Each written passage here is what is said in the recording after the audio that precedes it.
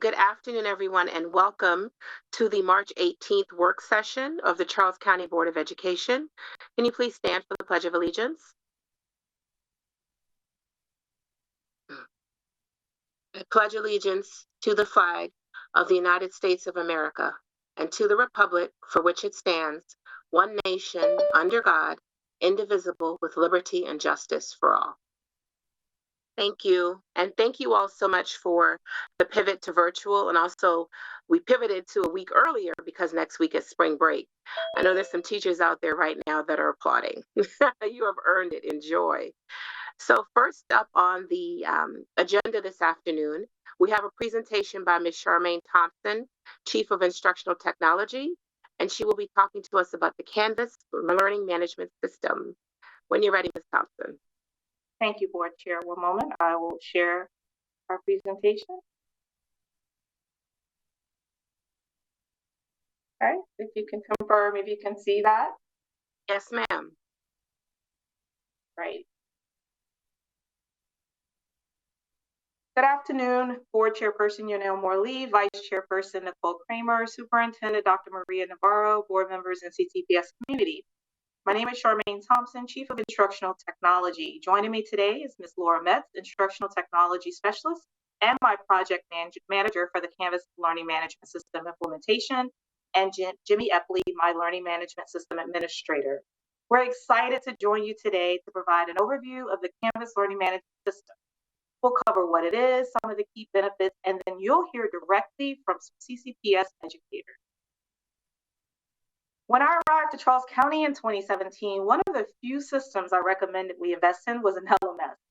But unfortunately, due to budget constraints and not all students and staff having access to a device, it wasn't a priority at the time. Well, fast forward to 2020, we were hit with a global pandemic that forced schools to close in-person learning. We were thrust into emergency continuation of learning. Oh, so sorry, I think someone's got muted. Operations. No worry. Operations. At that time, we had to figure out what we needed to do to keep learning going. So we utilized tools that we readily had available. Once things stabilized a bit, we took advantage of the opportunity to truly assess our digital learning needs, gaps, and opportunities, what worked and what didn't work. Out of that digital learning assessment, it was decided that we truly needed a learning management system. We were afforded that opportunity to enter to a formal LMS procurement process, or known as an RFP, through ESSER funding. In 2022, we convened a selection committee consisting of parents, students, teachers, content specialists, administrators, and directors, and we conducted an intensive evaluation selection process for a new LMS. Thus, how we ended up with Canvas. Canvas will afford us the opportunity to have a more robust digital learning environment to better align our content and curriculum to the school system goals, and mostly to create a cohesive and inclusive educational ecosystem where all our learners can thrive. So that was a fancy definition of what Canvas is. This is just the nuts and bolts. Canvas is basically an accessible web-based platform that provides teachers and students a centralized hub for course materials, assignments, quizzes, communications, such as discussion boards, and much more. As we learned during COVID, students were directed different ways to submit assignments, so Canvas will be more of a central hub for them.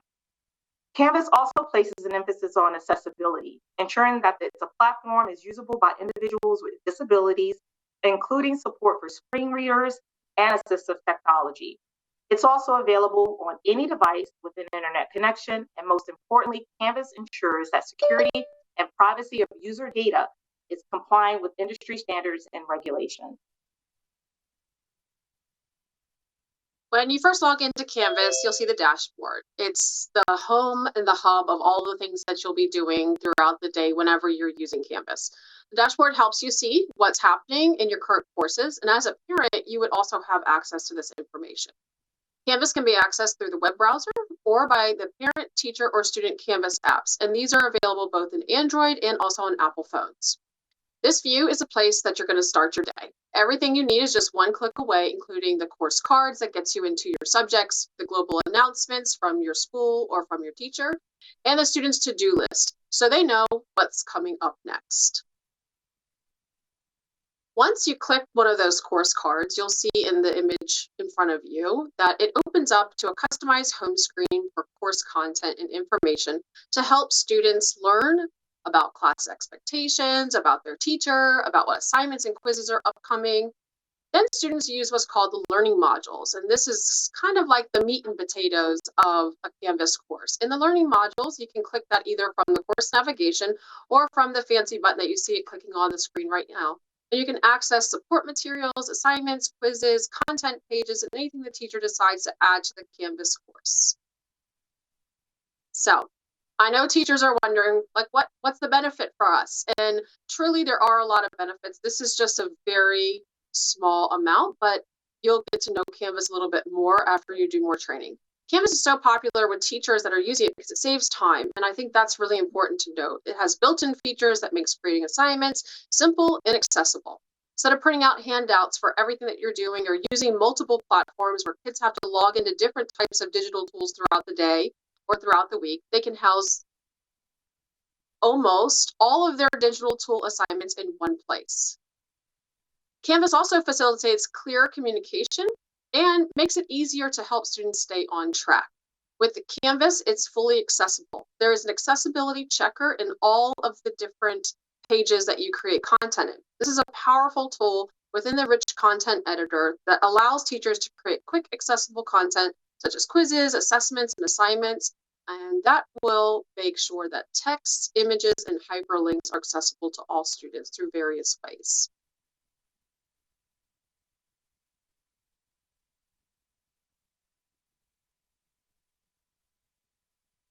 Right. To help ease this transition to Canvas, CCPS has worked to provide teachers with a customized course template that contains a homepage, content outlines organized into modules, and support information for parents and students. This image shows a student clicking on course modules from the course homepage to find important information.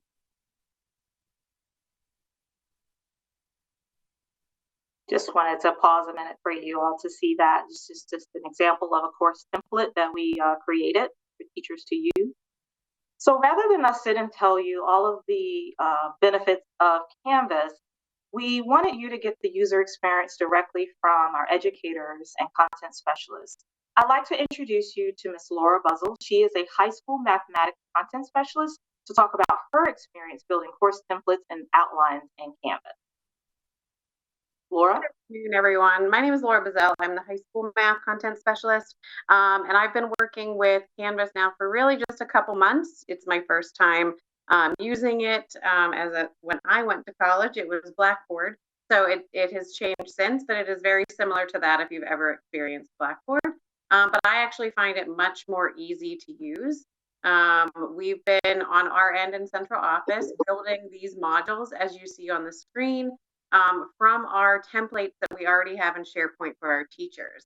So what we've done is we've listed all the units and all the parts of every unit that are available to the teachers on SharePoint already, but we're moving them over to Canvas so that the teachers can utilize all of the really important features that Laura referred to earlier, such as the grade passback and doing things online so the students don't have to have paper thrown all over the classroom. We really are finding it super user friendly. We're excited on our end to have the transparency for parents and students. And if it's really, as my colleagues and I talk about it all day long, and we say that really if it's as easy for the teachers to use as it is for us, it's going to be a seamless process. We've really been getting these things done and enjoying putting them together. I know in Mathland, we've been trying to make them look as similar as possible for each other, and I'm sure the other contents are doing the same thing throughout all their grades as well. Thank you, Ms. Buzzell.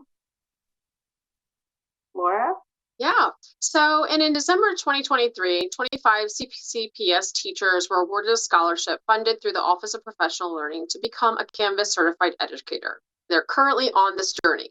This Canvas-led program started in January and it runs 36 weeks. And in September of this year, they will be fully certified as Canvas educators.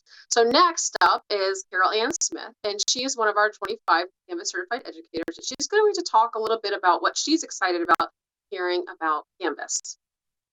Good afternoon. I am a teacher at Thomas Stone High School. I'm the computer science teacher.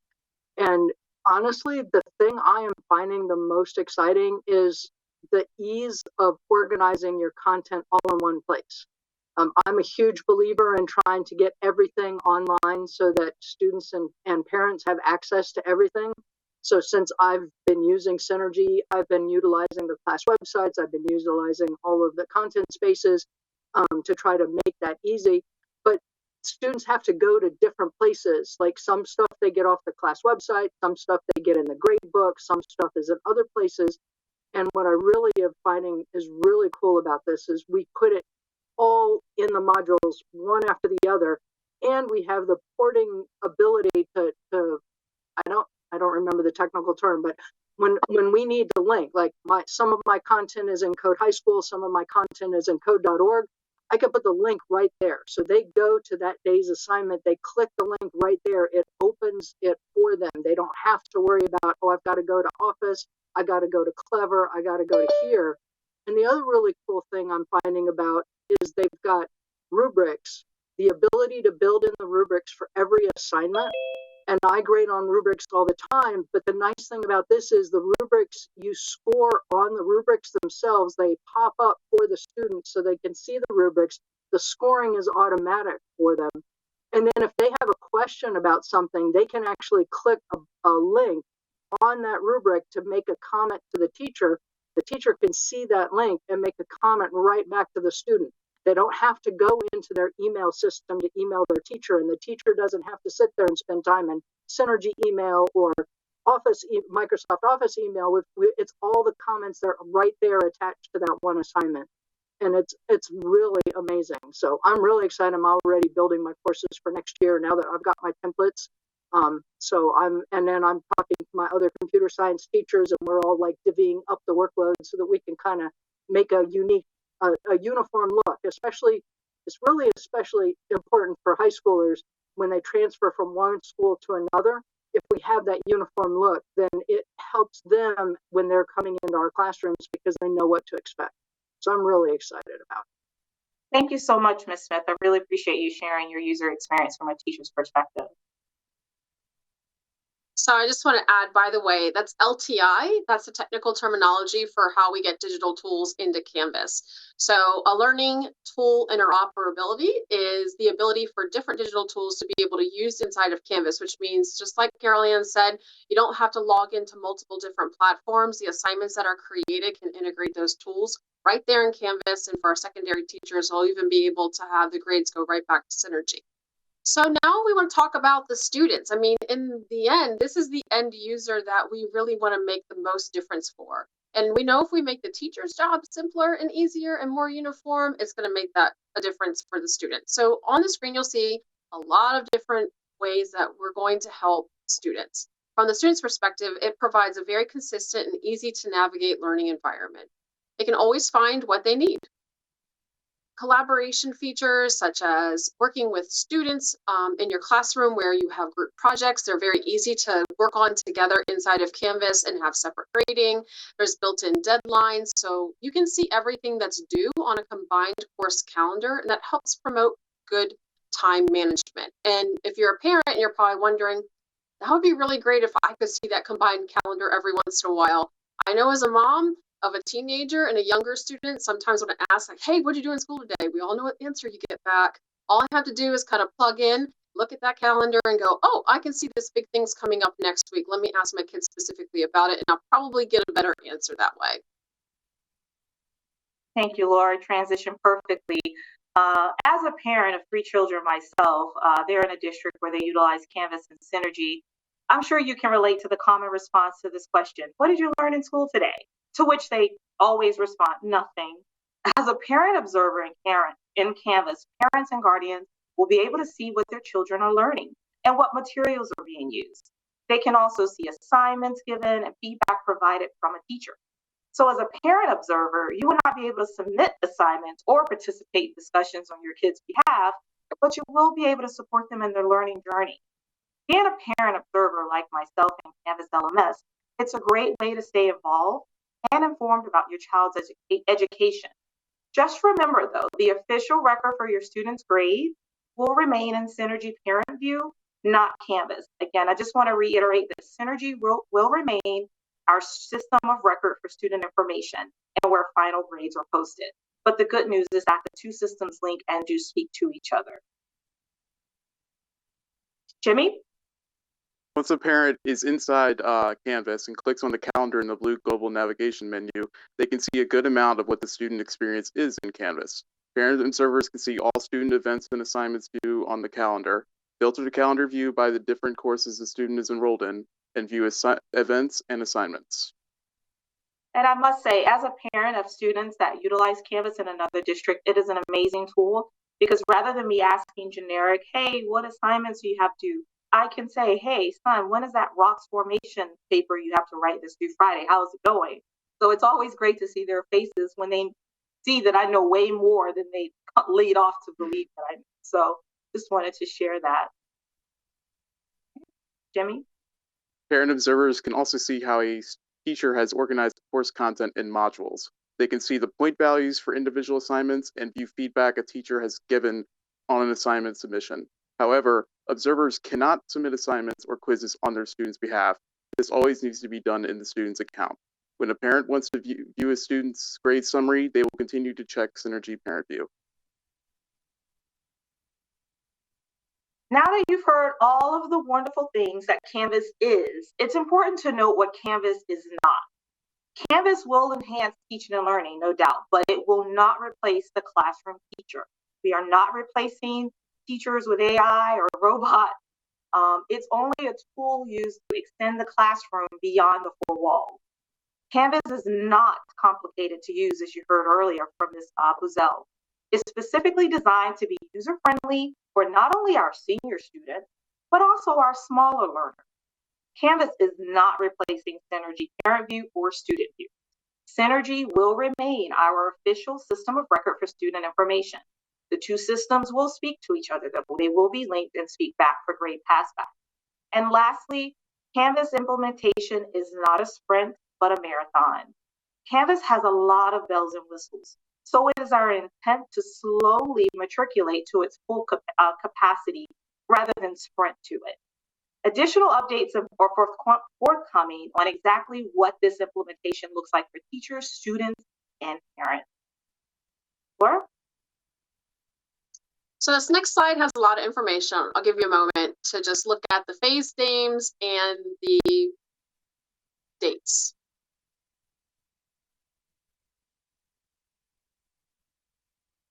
So you can see a lot of work has been done to date.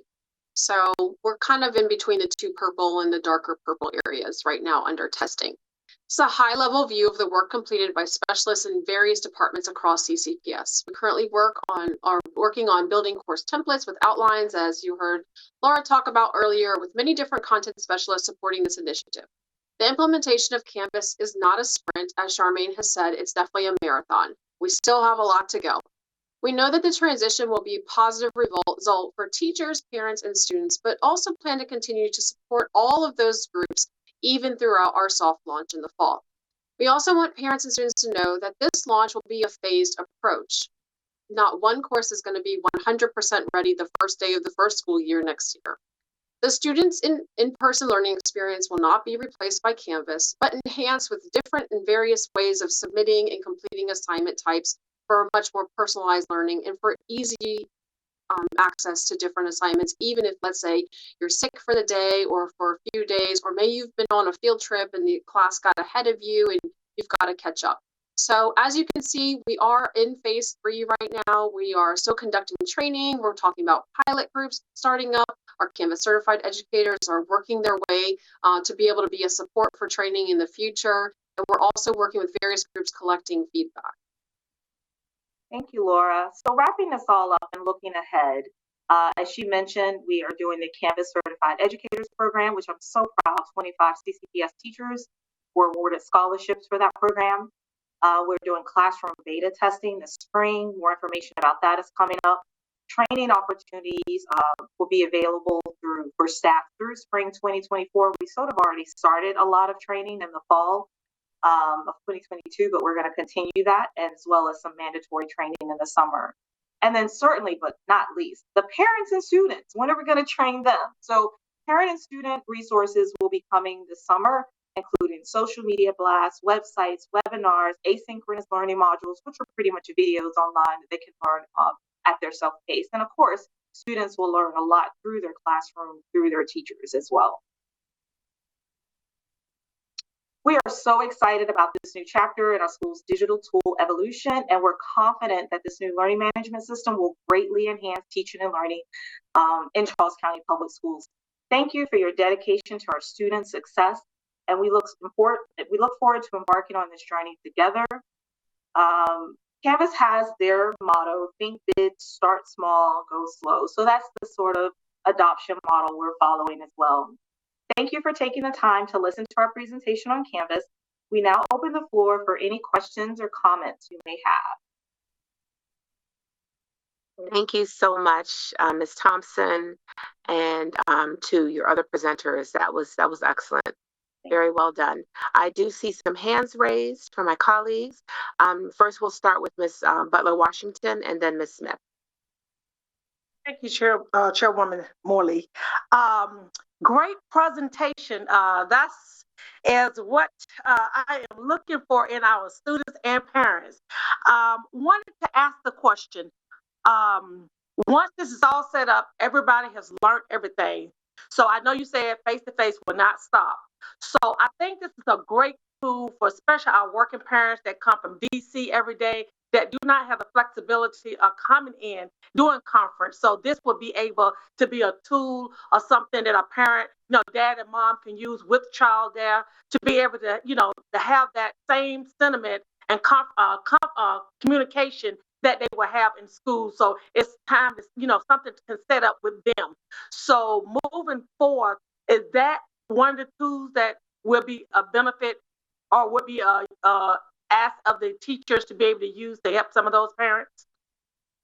Yes, we have that ability now. And just for clarification, Canvas is more of an asynchronous learning tool that you can embed a synchronous learning tool like Zoom, Teams, or WebEx in. So it's ideal more so to keep up to pace with what's going on in the classroom. But say for parent-teacher conferences, certainly you can embed your Zoom link right into your classroom. I do the same with my kids. So it certainly is a tool that can help encourage that type of use in those types of meetings. But again, those are going to be decisions made on down the line once we welcome and embrace all these new tools that we're bringing into the district.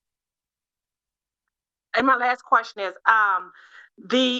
also the tool where the parents can actually go in and see what the students are doing. So that's an extra extra benefit for the parents, because you won't have to rely on emailing the teacher all the time. You can actually go in there and say, hey, Brookie, you got this big test coming up in 3 weeks. Have you started studying for this test? Or you got this. So you can actually start the conversation, and the conversation sounds more of what they're asking for. So you would be able to facilitate their learning also. So I think that's a great benefit for the parents. The student also, but great for the parent, because now we can have an insight of what you're doing there in the classroom and stuff. So thank you.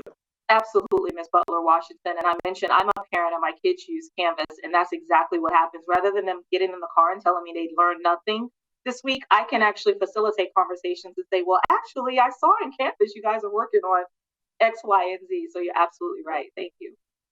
I agree, Ms. Thompson. I love that we as parents can see where some of the gaps are, which is very helpful, especially for the younger grades. Yes, Ms. Smith, and then Mr. Hancock. Yes, hello, good afternoon. Thank you so much for your presentation. Definitely helpful in terms of the level of depth that you went into.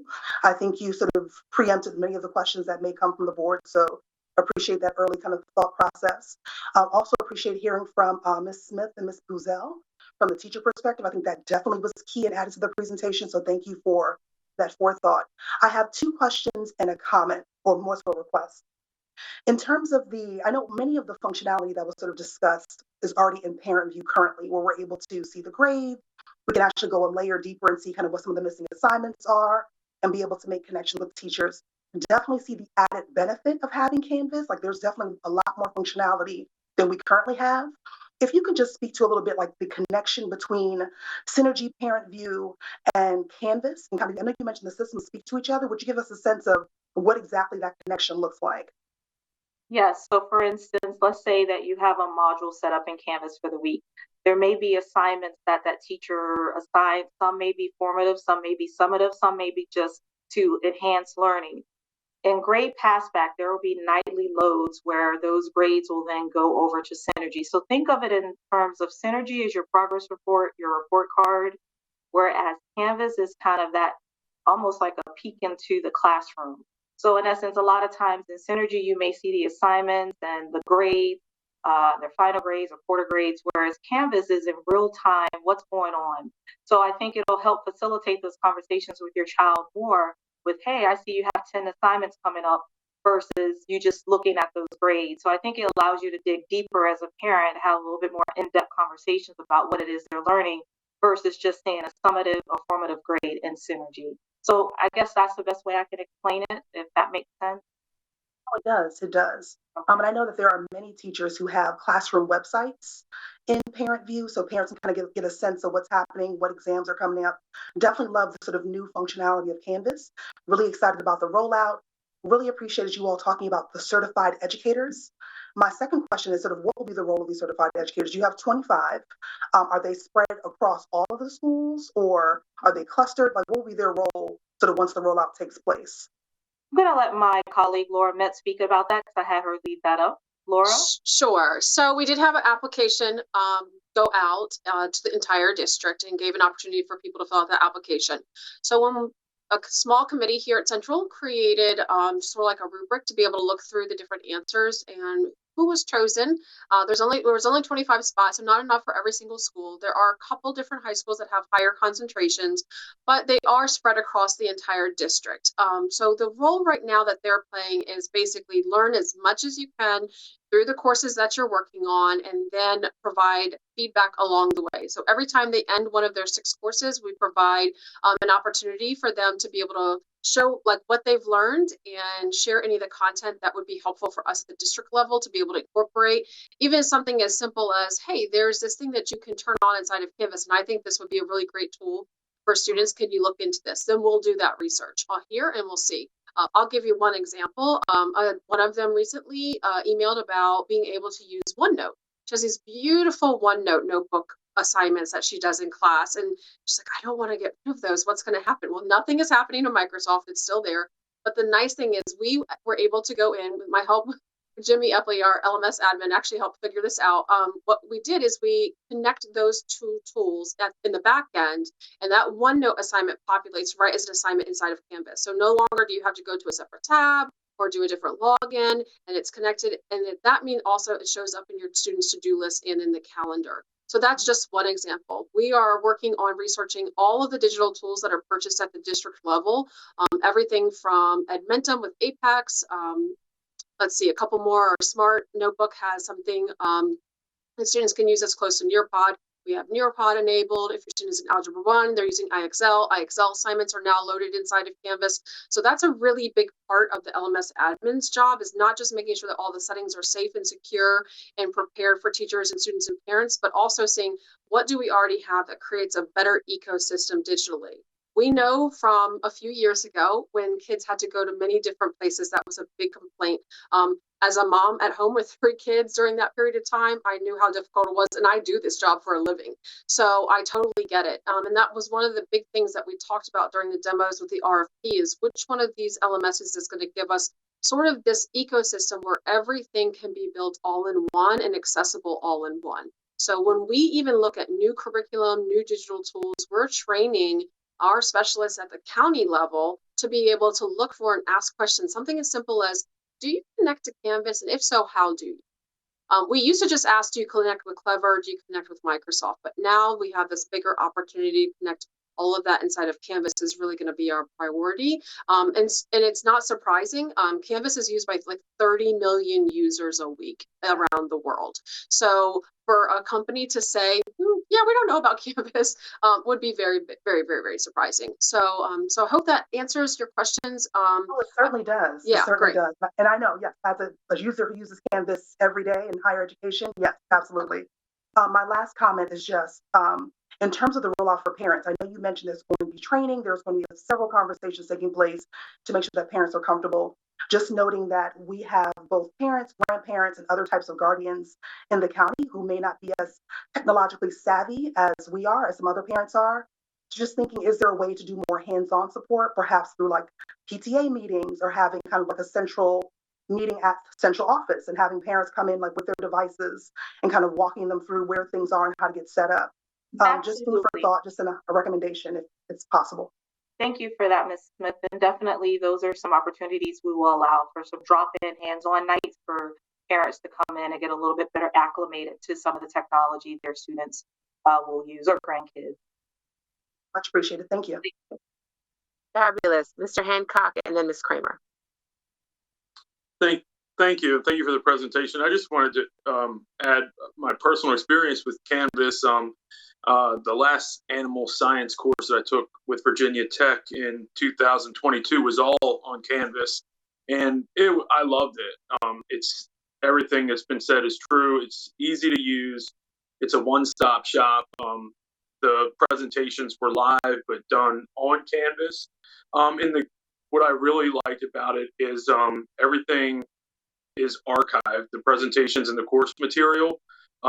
I can, to this day, and this was a class I took in 2022, I still have the app, and I still go back and look at presentations because it was a course designed for what I do every day. And it's so nice to be able to just pull up your phone and go back and find what you had learned and incorporate that in your day-to-day life. And I think it's awesome. I think it's something that will really help our students and also help parents as well have more of a hands-on and bird's eye view of what's happening in their students' class. So I think this is great news.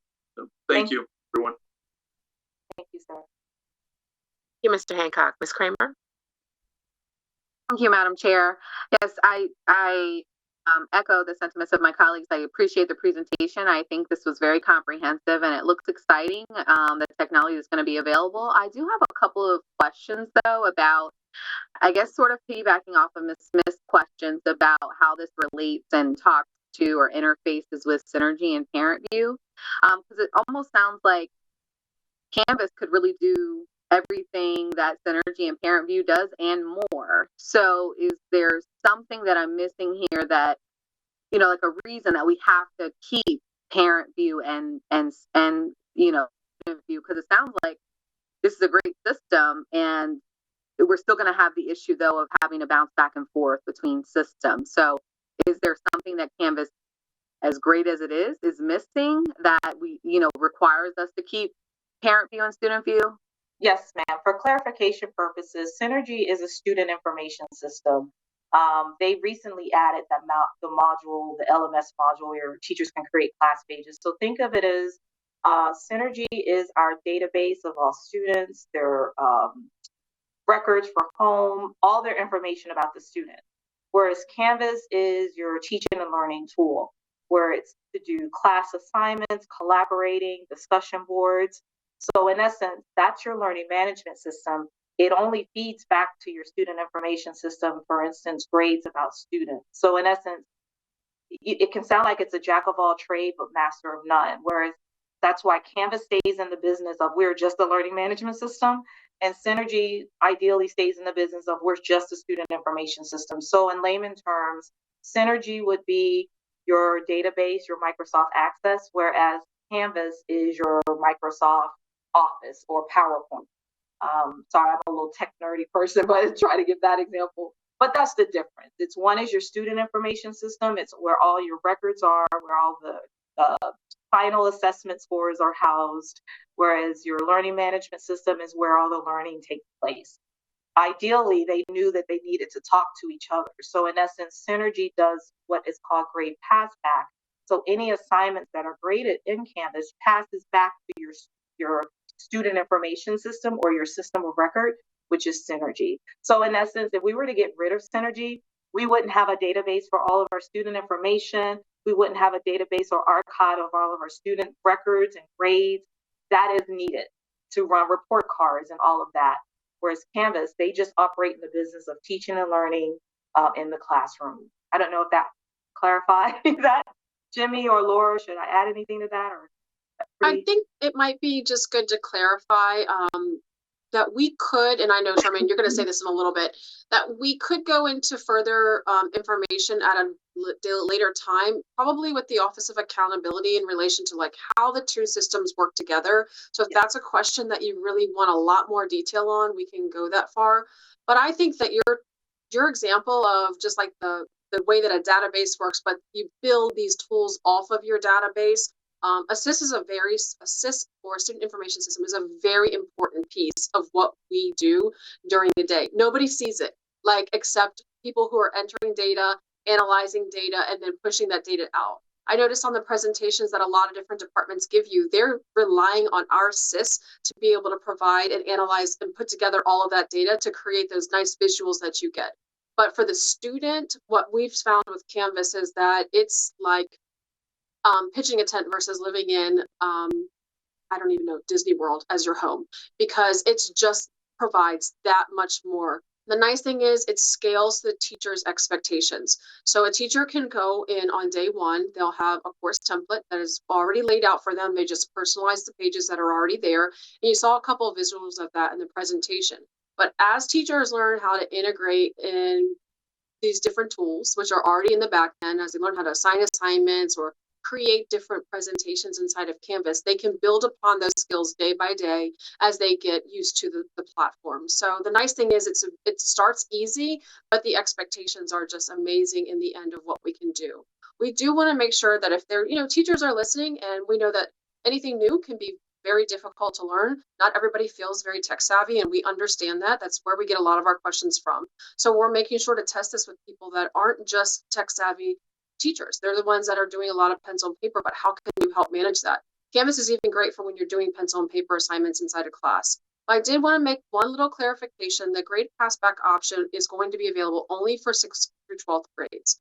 We have a very particular way we do reports, and like I said later on, a very particular way we do reports, grade reports in the elementary level. If you've seen an elementary report card, you know how very detailed those are with indicators underneath of each of the subject grades. And if you haven't seen one before, like I said, I think the Office of Accountability could collaborate with us on a further presentation if that's something the board would be interested in, because that would be involved in a lot more information. So I hope that answers your question.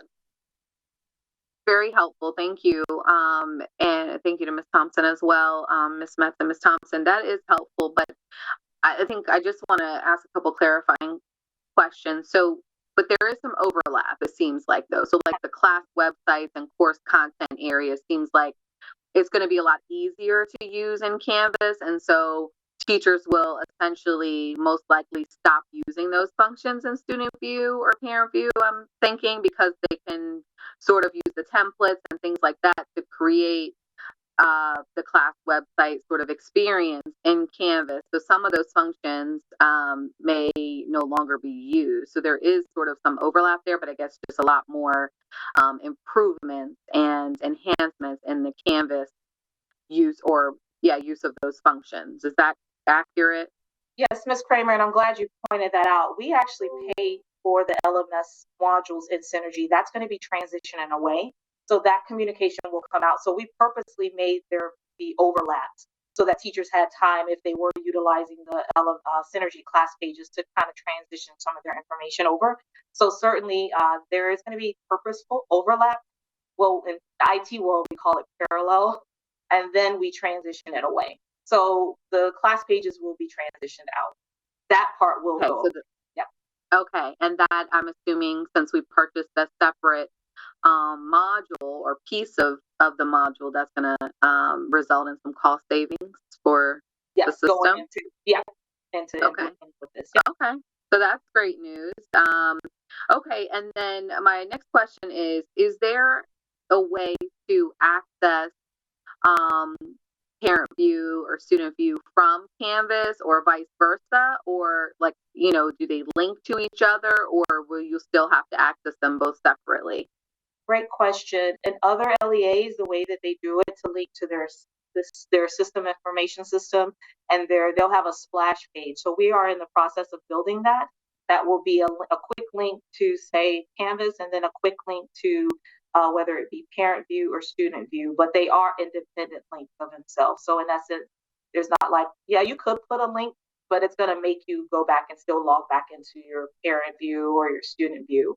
But the way I've done it, I've seen it done in other school systems, which I think is great. They create a very splash page, pretty much a shortcut page for parents, so that it's easier for them to get to the tools that they need to get to, so that they're not clicking all over our website trying to find the tools they need. So we're definitely designing this not only with teachers and students in mind, but also parent and guardians, so that they can more easily get to the tools that they need to get to for their child. Right, absolutely. So that's helpful. Okay, I think that answered all my questions, and then I just had sort of a comment. The first thing that popped in my mind as a parent was homework, right? So I feel like Canvas is going to help us with not only monitoring when our kids have homework, but then I'm assuming there'll be some classroom resources or tools that we may be able to use within Canvas to help our students to complete homework. So I feel like that is definitely a plus for parents. So thank you so much again. Thank you. Thank you, Ms. Kramer. I had a couple of questions myself. Did I hear you correctly, Ms. Thompson? I know that, I believe it was Ms. Metz that just talked about the grade pass back would only be in the upper grades, 6 through 12. But is this designed to be used as young as pre-K, all the way up? Okay. Yeah. Okay. And I know that you've touched on the training piece soon coming for parents and students. Now, one of the concerns and complaints I've heard from my own children is having to access multiple platforms, either for learning or submitting assignments, and some teachers want it emailed, etc. Will this take care of that? This will going forward, will all work then only be submitted through this one platform? Is that the intention?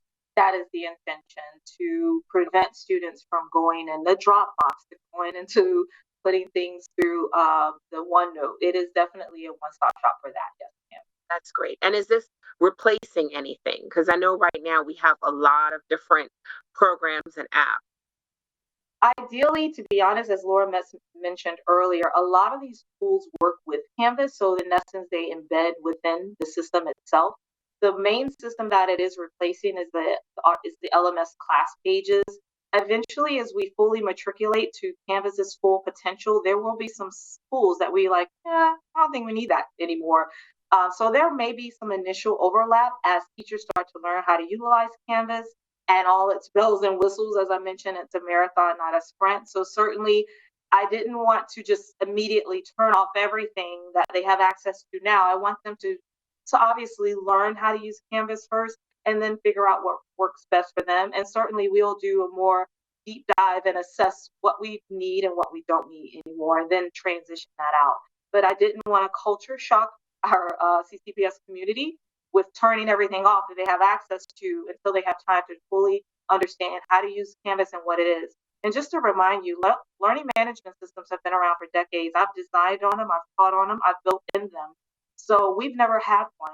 I think we're one of the last LEAs to get a learning management system. So it's also a new pedagogical approach to teaching and learning. So there's a lot surrounding what an LMS is and how it works for a school district.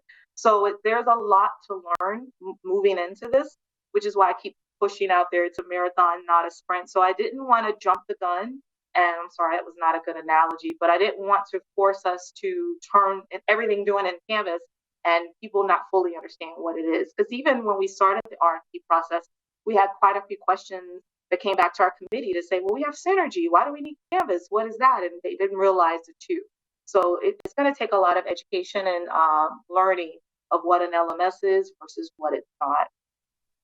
And I appreciated your analogy when you mentioned that Synergy is more of Microsoft Access, whereas Canvas is more of Word or PowerPoint.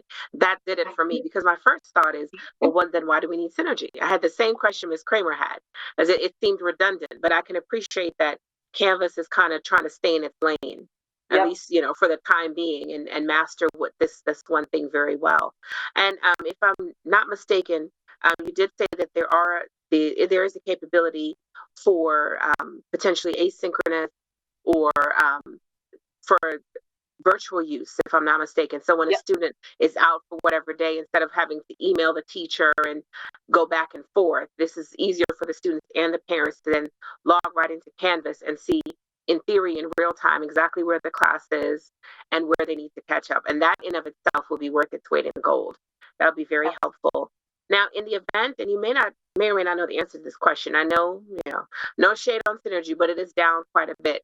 If Synergy does have an issue and if there is an outage, does that in any way impact? I'm assuming not, since you access them separately.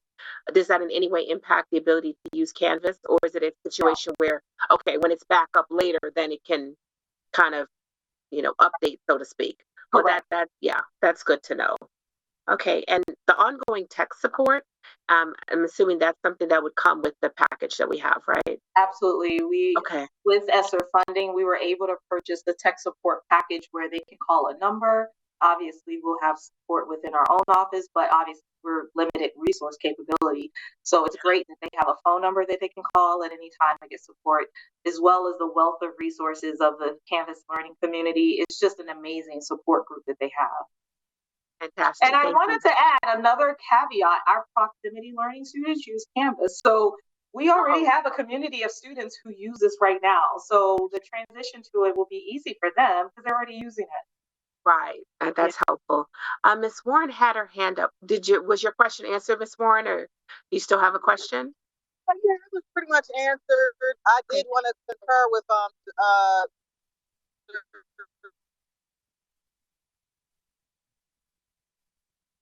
You froze, Miss Warren. Oh, okay. Am I still there? Can you hear me? Yeah, okay, we can hear you. No, I just wanted to say I concur with Mr. Hancock. I also currently use Canvas as a student, and it's excellent. So that's it. But my questions are answered. I was wondering about the virtual, with this crossover to virtual learning and all that. So it was an excellent presentation. Thank you. Thank you very much. Agreed. And even from using Blackboard, I thought Blackboard was pretty good. So I can imagine this is an improvement. Yes. Well, thank you all. I don't see any other hands raised. Thank you very much. Excellent presentation. Thank you. All right. And next up is Mr. Kevin Lowndes, and he's going to discuss the textbook selection for African American advanced placement courses. Mr. Lowndes. Thank you, Chairperson Morley and Vice Chairperson Kramer, board members, and Superintendent Dr. Navarro. I'm here today with Jack Tuttle.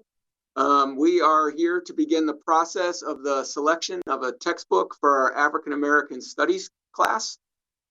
This is a pilot program this year within 5 of our schools. It began, College Board actually started this as a pilot program last year in some of their school districts, and then opened it up and offered it to other school districts, and we jumped at it this year.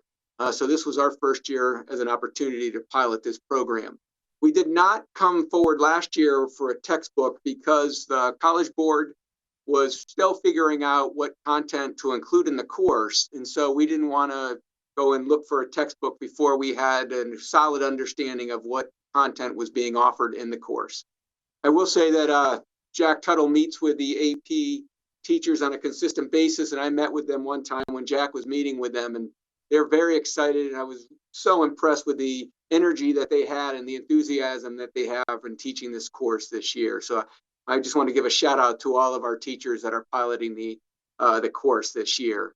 At this time, I'm going to turn it over to Jack Tuttle, content specialist for social studies, and he's going to go through the process that he's already begun getting a textbook and looking at a textbook. Jack, you want to pull up your PowerPoint? Sure. And thank you, all the board members, Dr. Navarro and Mr. Lowndes, for allowing me this time this evening to have this conversation with you about this course and this resource. Okay. Hopefully, my screen is being shared at this time. And it is on, Jack, but it's not from the beginning of the PowerPoint. Here you go. Okay. So again, Jack Tuttle. I'm the Social Studies Content Specialist for Charles County Public Schools. And this evening I'm here to present a request on behalf of the textbook committee that I convened earlier on this year for a public review and a future purchase, hopefully, of an AP African American Studies textbook. The resource I'm presenting, as you see here on the title screen, is entitled From Slavery to Freedom by McGraw-Hill Publishing.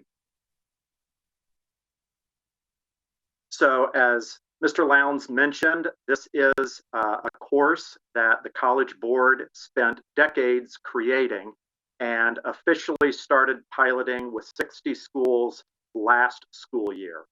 Under the encouragement of Dr. Navarro, we got a number of schools interested in doing the second year of the pilot, this current school year. And we have 5 high schools and 6 teachers across the county currently teaching this course. They're using the College Board standards, the pacing guides, and the recommended curricular resources that are non-text based, including all the resources in the course framework and exam overview, which is pictured on the left side of the screen, a booklet that's put out for every one of the AP courses.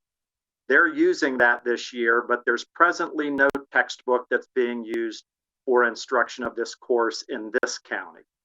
The College Board has, over the last year, finalized a 2024-2025 operational framework, and they have also identified and recommended potentially 4 different textbook resources that could be used for this course, and those are the 4 books that were part of the textbook review that we conducted.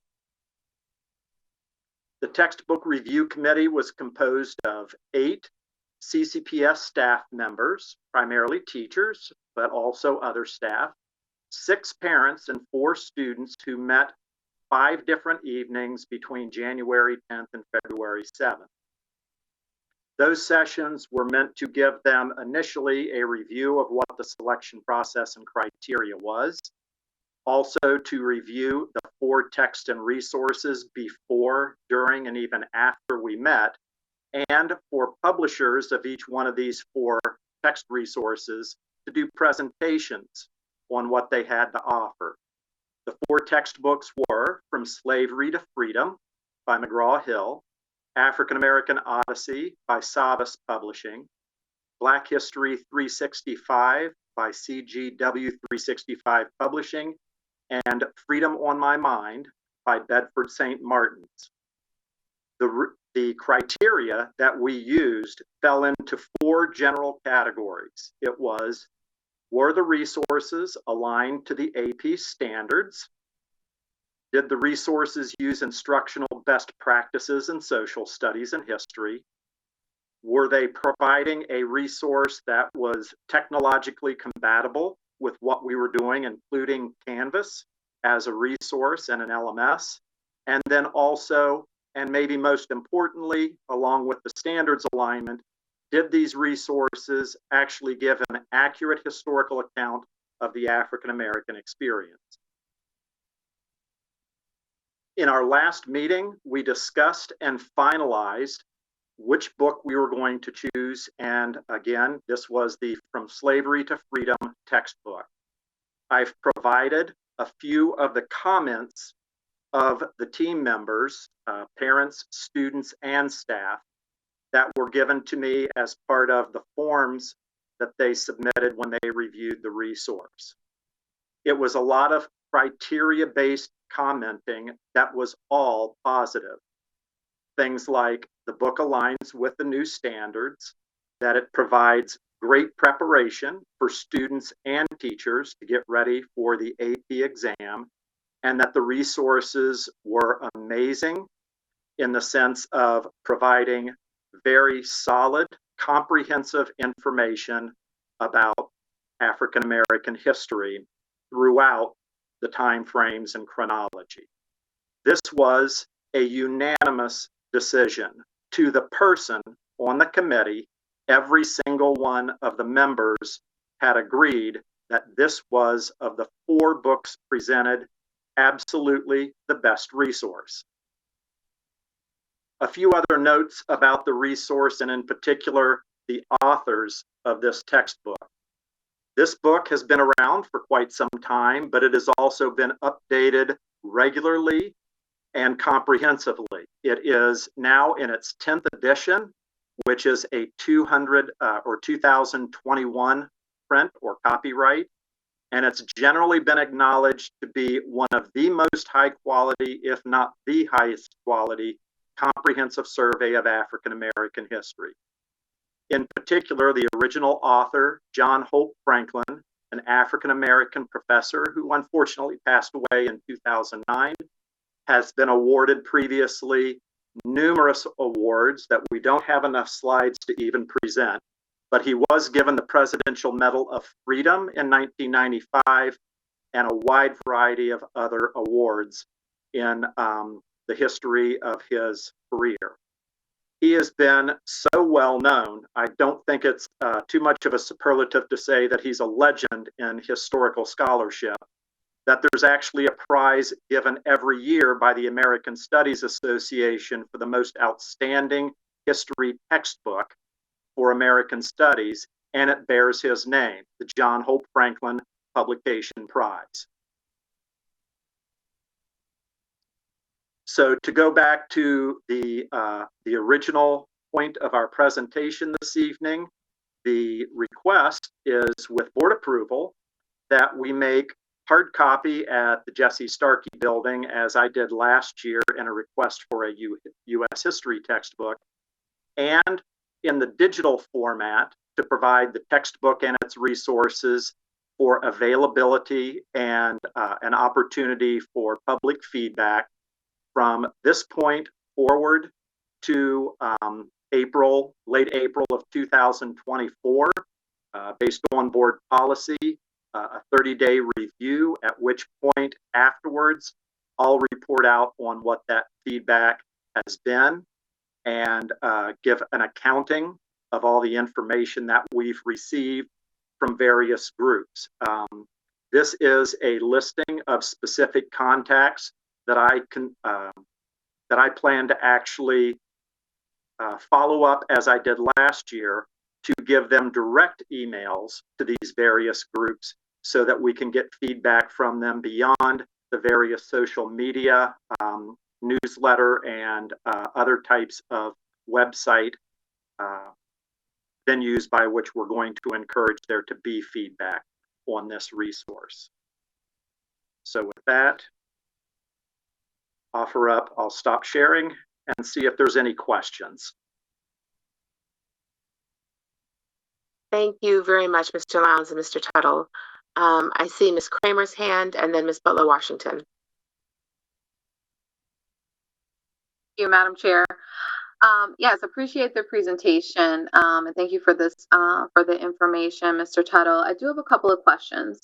So I know that you said that this was a unanimous selection by the committee, that they felt that of the 4 options that were presented to them, this was the best option for the course. But I'm just curious to know, was there any reservations expressed or any negative feedback about this particular text that was expressed during the committee meeting? There was no specific feedback on the lack of comprehensiveness or applicability to the standards. I believe that for one of the members, and I don't have the quote in front of me, that there was some question about how any resource at this point could be 100% applicable to the standards, because the standards had just come out in the beginning of December this year, and it is difficult for publishing companies to always keep up 100% with standards, as they're typically a moving target. But this was by far, based on the input from the members, this was the closest match to the AP standards. One of the benefits of it that I didn't mention in the presentation is that the second author, a Harvard professor, Evelyn Brooks Higginbotham, was actually on the committee by College Board to develop this course in the first place. So she was able to provide a lot of input for that. But outside of that, there was not a single negative comment for this, which honestly I can't say for the other 3 resources that were reviewed. Thank you for that. And so this was, did you say that this was a book that was on the College Board's list of recommendations? Yes, yeah. Okay. They've put out a few different resources over the last year or so, and they've actually identified books that might be beneficial to use as a primary resource for the course, and this is one of them. Okay, thank you. And my second question is, I'm assuming based on the title, and I haven't fully reviewed the book yet, so in full disclosure, but I'm assuming based on the title that it truly is a timeline from the African American experience from slavery in the United States to freedom, as it mentioned. So I'm not sure exactly what it's considering, what the timeline is considering freedom. Is that up to present day? Is that to the civil rights movement? Like, what is the timeline that the book covers? So that's a great question. And the course itself and every one of the books that we reviewed actually predate African American history per se. It goes back to the pre-American African continent and starts there with some of the African cultures that were impacted by the trade to the United States and the enslavement of Africans that were brought to the New World in the American colonies. So it starts with their cultures in Africa and then moves on to very much the present day. All 4 of these books, I will give them credit as having very modern information, as well as going back into the ancient historical period of the continent of Africa. Okay, I'm glad you mentioned that, because that was going to be my next question. Is a lot of feedback that we hear from parents and community members is that much of what's taught in school about African American history begins at slavery, and obviously the African American experience did not begin at slavery. So I'm glad to hear that we're going back, that this resource is going back to talk about. And I think when I read the College Board's sort of brief description about the course, it mentions that it examines the diversity of African American experiences through direct encounters with rich and varied sources, and is supposed to explore key topics that extend from early African kingdoms to the ongoing challenges and achievements of the contemporary movement. So just want to make sure that we are having or have resources and materials provided, so that students can hear about, obviously the African American experience or the African experience prior to slavery in America. So I'm glad that you pointed that out. And lastly, I will just say, based on your list of those community organizations that you plan to engage, I would just make sure, or my recommendation would just be to include our special education community from an access perspective. So you can use CCAC, the Special Education Citizens Advisory Committee, or talk with Dr. McKinnon, to get some feedback from, the special education perspective. So, and that was all I have. Thank you so much. Thank you. Thank you, Ms. Kramer. Ms. Bella Washington. Thank you for the presentation, Mr. Turner. I have 2 questions. One is, how many African American was on the committee? 7. How many? 7. Okay. My next question is, I have reservation about College Board, because College Boards was in the news here last year about having to input into the AP African American booklet stating that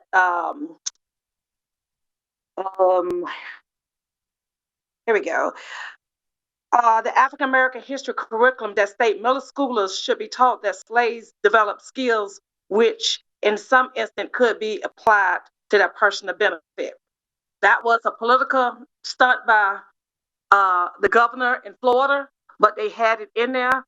And once news got out on the news, of course, they sat down, we thought about it, and they changed it. So this booklet that we're going to put forth, of course, I'm going to read it because I'm hoping to go all the way back to 1600, where it really teaches, and not just when they got in here in the United States. So African American history should start all the way back. We're not teaching it to the benefit of African American knowing actually their roots and where they actually come from, because when you're in school and you're teaching these lessons, it should be taught back to the inception and not where they say it should be in the United States. It should be back in Africa and us coming over here to the United States. So I'm going to be looking for that, because I know a couple of books that do go back to the 1600s where they teach these valuable information that a lot of people do not know, because in schools they simply don't teach it, and they only touch on the African Americans that was portrayed now, Martin Luther King, of those statues. They doesn't teach, actually going back into history and saying that it was a multitude of African Americans that contribute to the United States. We just, in our textbooks, we just hear, tidbits and bits of them. We don't hear about all of them. So I'm looking for a booklet that summarizes that in this book, because once we adopt these books, we want to make sure that it teaches them exactly what it should be teaching them, instead of repeating and doing the same thing over. So I'm be glad when the book come out so we can read it. So I'm hopefully that it has those things in there. So thank you. Sure. And if I might, I would like to say that in the various webinars that have occurred over the last year and a half that I've attended, the national webinars for teachers and the public that the College Board has done, I believe personally that they've been very responsive to the wide variety of impact or feedback, I should say, that they've received on this. They've gone through a number of iterations of this framework, and that's been in response every time to an open forum that they've provided to be able to get input nationally and internationally on the topics that are presented in this course and the standards that they've laid out. And I think that they've been very responsive to that feedback that they've received. And I do encourage anyone that is interested to look at the 2024-25 framework standards, because they're out there available for everybody on the College Board site. And I think they've laid out a pretty comprehensive and a very balanced approach to talking about African American history. To Ms. Kramer's point that she made a moment ago, that doesn't focus on African history as simply about enslavement. And that's the reason why it's called an African American Studies course and not just African American history, because it's meant to celebrate a lot about African American studies, art, culture, etc., and not just historical events that we typically associate with a particular group of people. That's very, very well put. Thank you, Ms. Dariba. Jack, we can make sure all the board members get that. Sure. Yeah. I had a couple of comments related to that, Mr. Tuttle. Thank you for that explanation. Ms. Smith just raised her hand. I'll reserve my time until she's finished. You're on mute, Ms. Smith. Of course I am. Wouldn't be a meeting without someone talking on mute, right? So one, thank you so much, Chairwoman Morley. Thank you, Mr. Tuttle, for the presentation. Definitely looking forward to leaning in more closely and looking at the materials that you're going to provide to the public for review.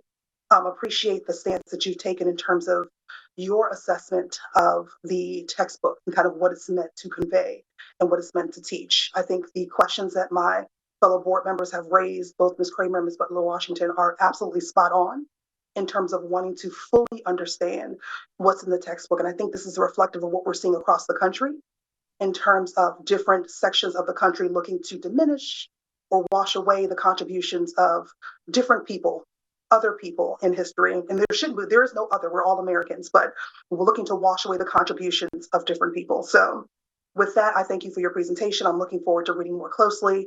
I do have one question, and perhaps this is for Mr. Lowndes and Dr. Navarro. I am curious around teacher professional development.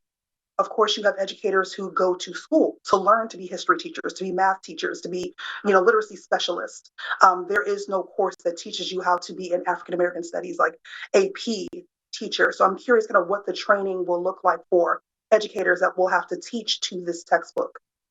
So I can talk about that. Every single teacher that teaches the textbook does go to the AP training, and they learn what the standards are and the content that needs to be taught. But the best thing about the AP training is it gets you in connection with all the other people that are teaching this course throughout the country, and they become a cohort and a resource for one another. And Mr. Tuttle has done a really nice job of making sure that our folks here are a resource, and he's getting this group of teachers together consistently, and they talk about the content and what they're going to teach and how they're going to teach it. Jack, I don't know if you want to add more to that, but I think your crew has done a great job of making sure that our folks are trained and have the content and know how to teach the content. Yeah, absolutely. Just real quick, and thanks to Mr. Lowndes for pointing out that he's had discussions with the teachers before and how absolutely positive they are and how wonderful of an opportunity they think it is to actually have this course in existence and to be able to teach it, because every one of them were very interested in teaching the course. But I've also, because they all got trained last summer, and because, as I mentioned a moment ago, in December, the last version, the operative version of the framework came out, I've actually asked all of them if they were interested to apply again, because College Board has actually emphasized that you might want to get trained again because the standards have changed a little bit. It's gone through another version. And because, as we all know, this is a course that's received a lot of scrutiny, and you want as much training as you can possibly get for teaching that course.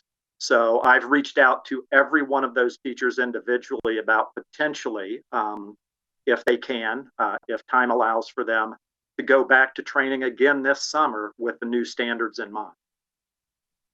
No, definitely appreciate that response. We know that implementation is where kind of the nuances lie. We can have the best textbooks, but if our educators aren't prepared, or if there's a situation or issue there, that's where the rub is. So definitely wanted to make sure that our educators are prepared and confident in terms of going into being able to teach the textbook. Thank you, Ms. Morley. We agree 100% with you, Ms. Smith. That's it's usually what kind of sometimes gets little sticky situations is not necessarily the textbook, but how the content in the textbook is being delivered. Right. So. Yeah. Well, I appreciate your explanations, gentlemen. And you mentioned, Mr. Tuttle, about the standards changing. I'm curious in particular with this course, what has changed? Well, I believe that one of the things that did occur, and this came up in an earlier question, is to try to make the most recent period of time, the most recent units, up to date and adjusted for as much accuracy as well as much balance in the different types of topics and standards that are actually being evaluated. I guess the idea is that what they're trying to do with the modern period is be as representative of the course as possible, despite the fact that it's not necessarily designed to be a history course. It is replete with a lot of history in it, and they're trying to find as many opportunities to celebrate cultural achievements and particular individuals as possible without playing favorites at the same time. So that's been a lot of the adjustments that they've made is in the last 2 units of periods of study. Okay, and when you talk about balance, because I have to be candid with you, the title gave me pause. The From Slavery to Freedom implies that our history begins with slavery. I apologize, my voice has been going in and out. And so I was pleased to hear you say that it does well predate the arrival of African Americans here. So speaking of balance, is it a case where there's like a paragraph perhaps dedicated to the pre-slavery period? Is it, more of a detailed explanation? Because along in that period, there's of course obviously achievements that can be captured as well. Because I've read books where they claim to predate slavery, but they almost like brush over it as if that's really when the period began, and that for me is the particular concern. Right. I believe, and I have the book here. I'm not going to try to look it up specifically at this moment, but I know that there's at least a few chapters on the pre-colonial period that have to do with the African continent and the cultures there. And okay. I think that in regards to the standards, I would call that actually balanced based on the amount of standards that are listed in the course framework by the College Board. So I think it's equivalent, I guess, is what I'm trying to say regarding that. And I'll definitely reserve judgment until I have the opportunity to read it. One other question, and Miss Warren, I see your hand is raised. There, of course, have been some controversial subjects, such as, for example, Black Lives Matter, one that comes to mind. Is that addressed at all, to your knowledge, in this book? That is not addressed. Okay. All right. Thank you, sir. Miss Warren? Yes, thank you. Can you hear me? Yes. Okay, good. Yeah, I just had a quick question. So this AP course, can you just reiterate what grade again for 9th through 12? That's my first question. Is it 9th through 12th only? The program of studies, the way we've got it identified for Charles County Public Schools, is an 11th and 12th grade advanced placement elective. Okay. Okay. So at the other grade levels, this is not offered at all. This sounds like the class is more of like an African American experience, because you said you're going to be learning about not history, more so of the experience, the African American experience. So I was just trying to think, as far as standards go, how they build on one another, and are there going to be like prerequisite courses, I guess to give students prior knowledge, things like that, at other grade levels? Or is this just something that when they get to 11th grade, it's just their elective, they get selected and they don't have to have any prior? I mean, of course they have U.S. history and stuff like that, but is this going to be the only African American experience course offered? I guess that's what my bigger question is. Sure, that's a great question. We do have a non-AP African history and a non-AP African American history course that we've been teaching for the last couple decades. So this is a course that's in addition to that.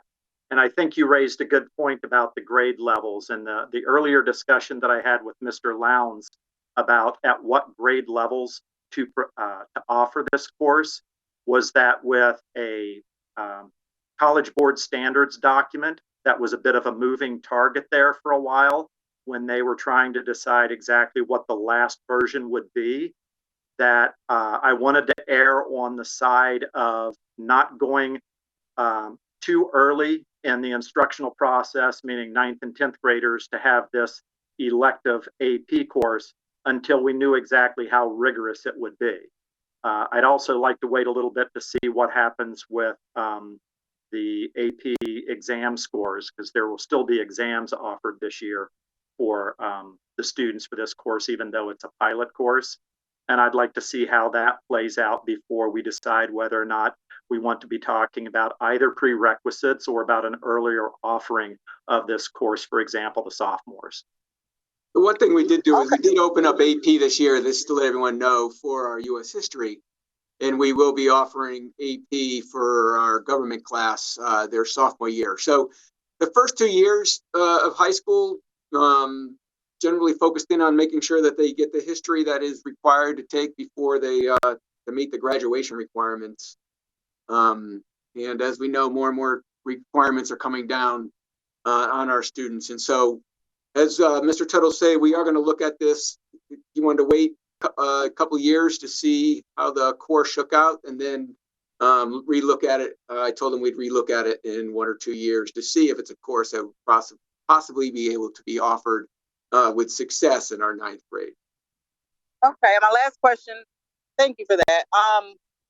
Are there any opportunities for, and I don't even know if they use this terminology anymore, but cross-curricular, cross-curriculum content areas rather?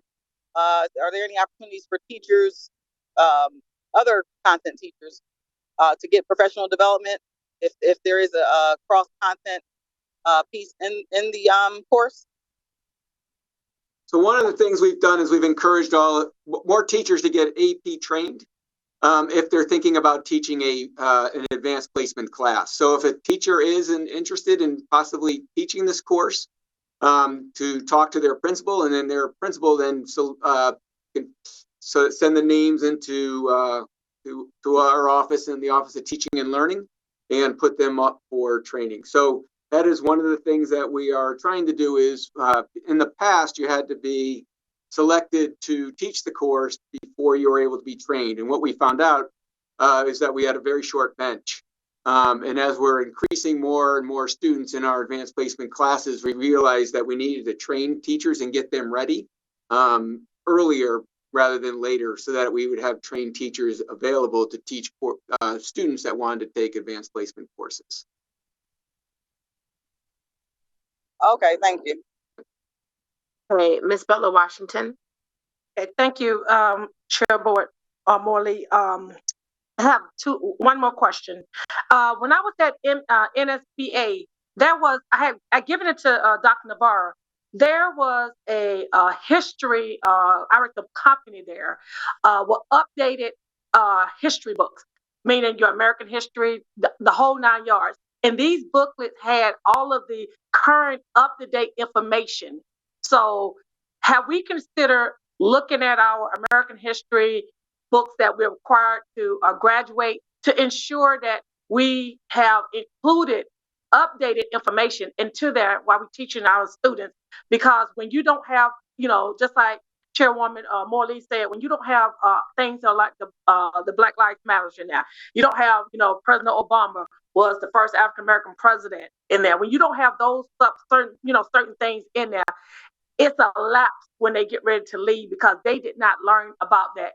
And actually, these books went all the way back from 3rd grade all the way up to 12th grade, that they have updated all of their books. And I think that we have to be mindful that these booklets that we purchase, we have to keep in mind that we can't keep them forever because we stagnate education for the future that's coming up.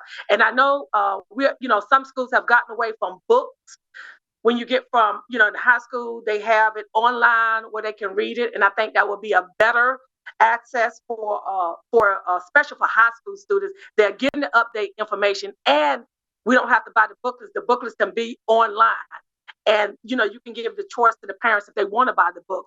But I think we got to keep up with current events because if we don't, our children have missed a whole wealth of information.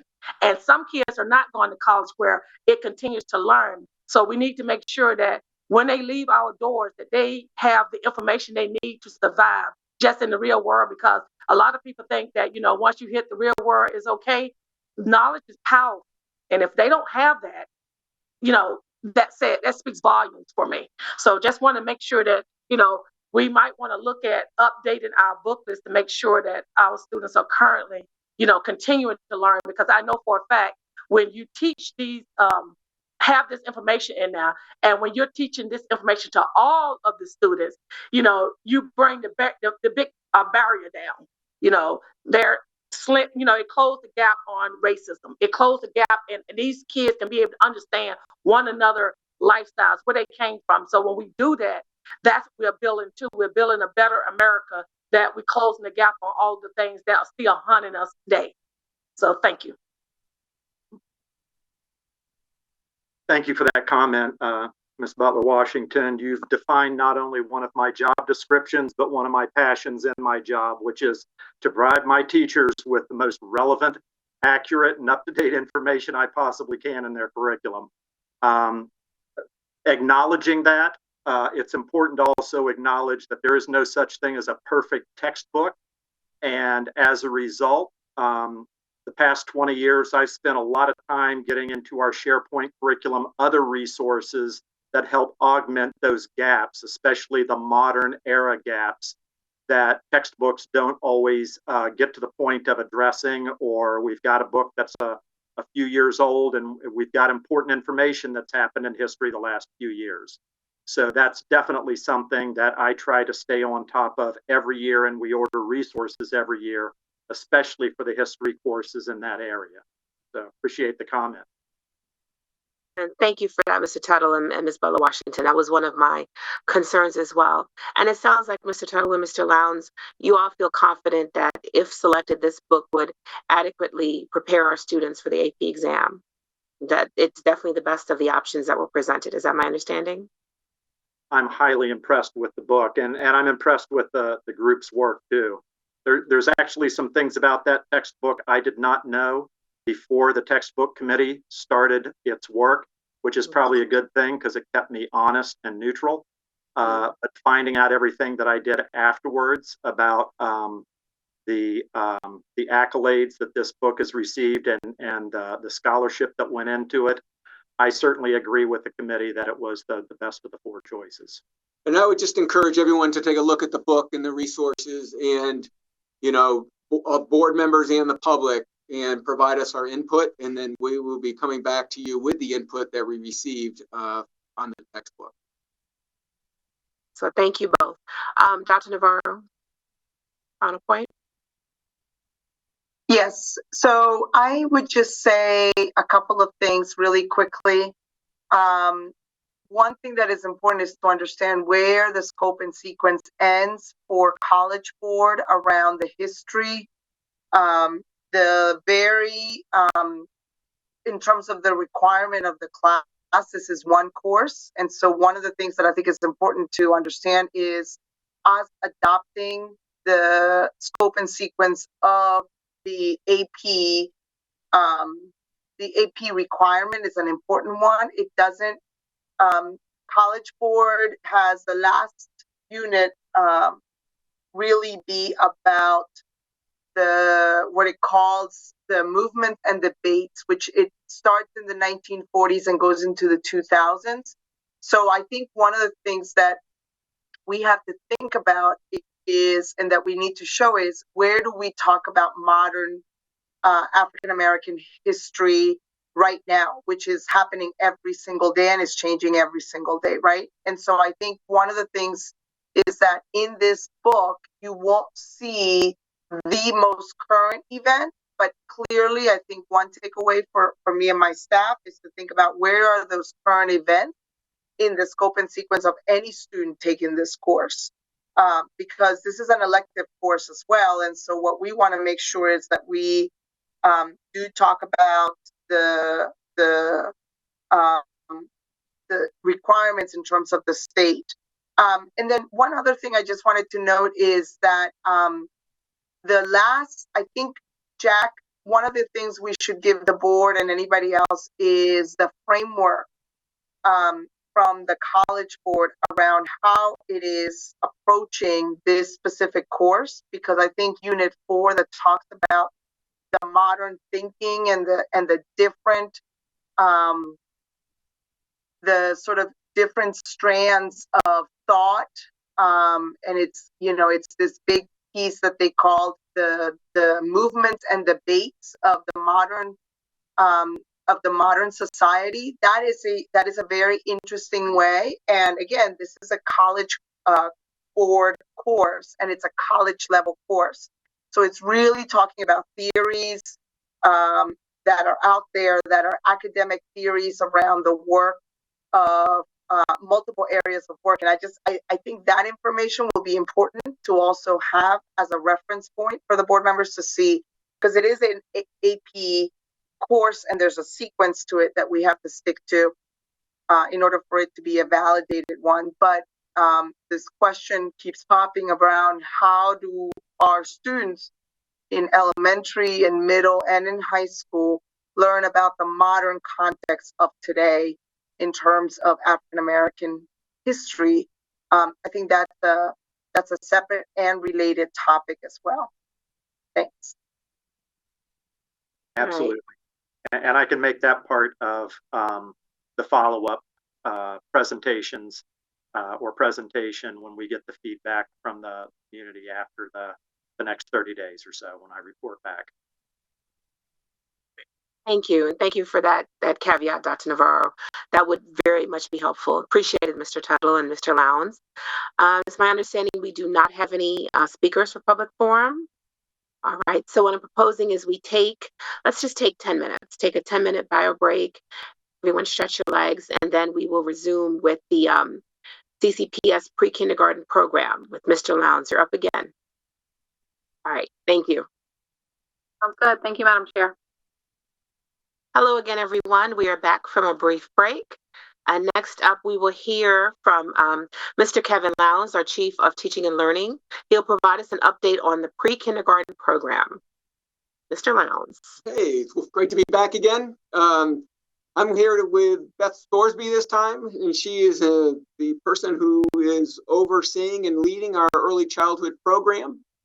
Today, we are here to provide you an update, give you a brief kind of history of where we are due to our strategic plan and our blueprint plan, and to also update you as to where we're going in the future. We're also here to talk about, during our presentation today, the sliding scale. So the state just gave us a sliding scale that I will talk a little bit about going forward, but I just want to give you a heads up that at the end of today's board meeting, I'm going to ask the board to vote on whether they want to implement the sliding scale of going forward. The reason why I need an answer today is because we are putting out our applications for our pre-K program for next year, and the sliding scale would then have our 4-year-old students that are tier 2, the families would pay a fee if we went forward with that. I just want to preview that, and I'll talk a little bit about it during the presentation, but thank you very much. Sorry for the lateness of getting you the scale, but the state just gave it to us, and we're bringing it to you at the earliest as possible. And we also need a quick turnaround, as I said, because we are going to be putting out very soon the applications for our pre-K programs for next year. So going back, if you can go to the next slide there, Beth.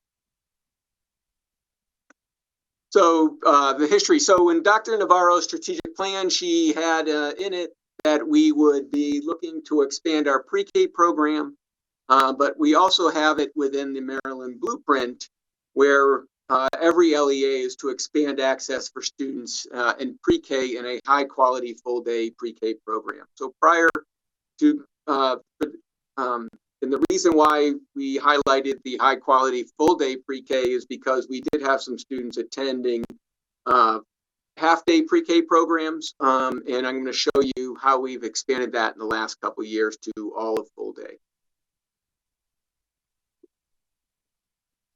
One of the things that prior to the blueprint, and I want everyone to understand, is that we had families that were eligible to receive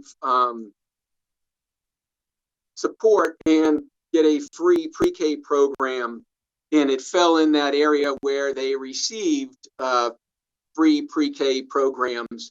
And then outside of that area, we had families that did not receive that benefit.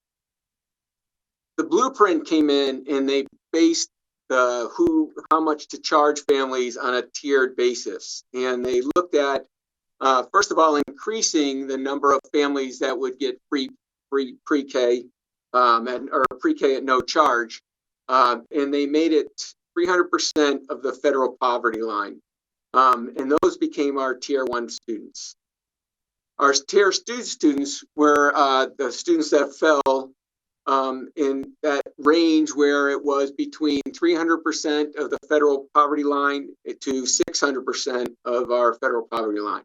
These are the students that we're going to talk about today as being our students that would fit into the sliding scale.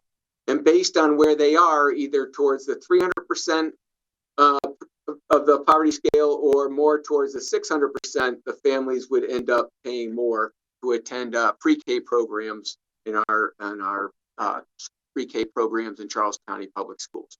Currently, we do have some students that are Tier 2, and they do not pay right now. Right now, no students pay to go to any of our pre-K programs within Charles County Public Schools. And then we have our Tier 3 students, and our Tier 3 students are anyone whose family ends up making over 600% of our federal poverty line. Currently, we have Tier 1 and Tier 2 students in our pre-K programs. But if you can go to the next slide, Beth. So prior to expanding, once again, the blueprint, before the blueprint, we either had students that were income eligible or students that were not income eligible. And we have increased our enrollment with our pre-K program with our Tier 1 students based on the new poverty guidelines of 300% or more.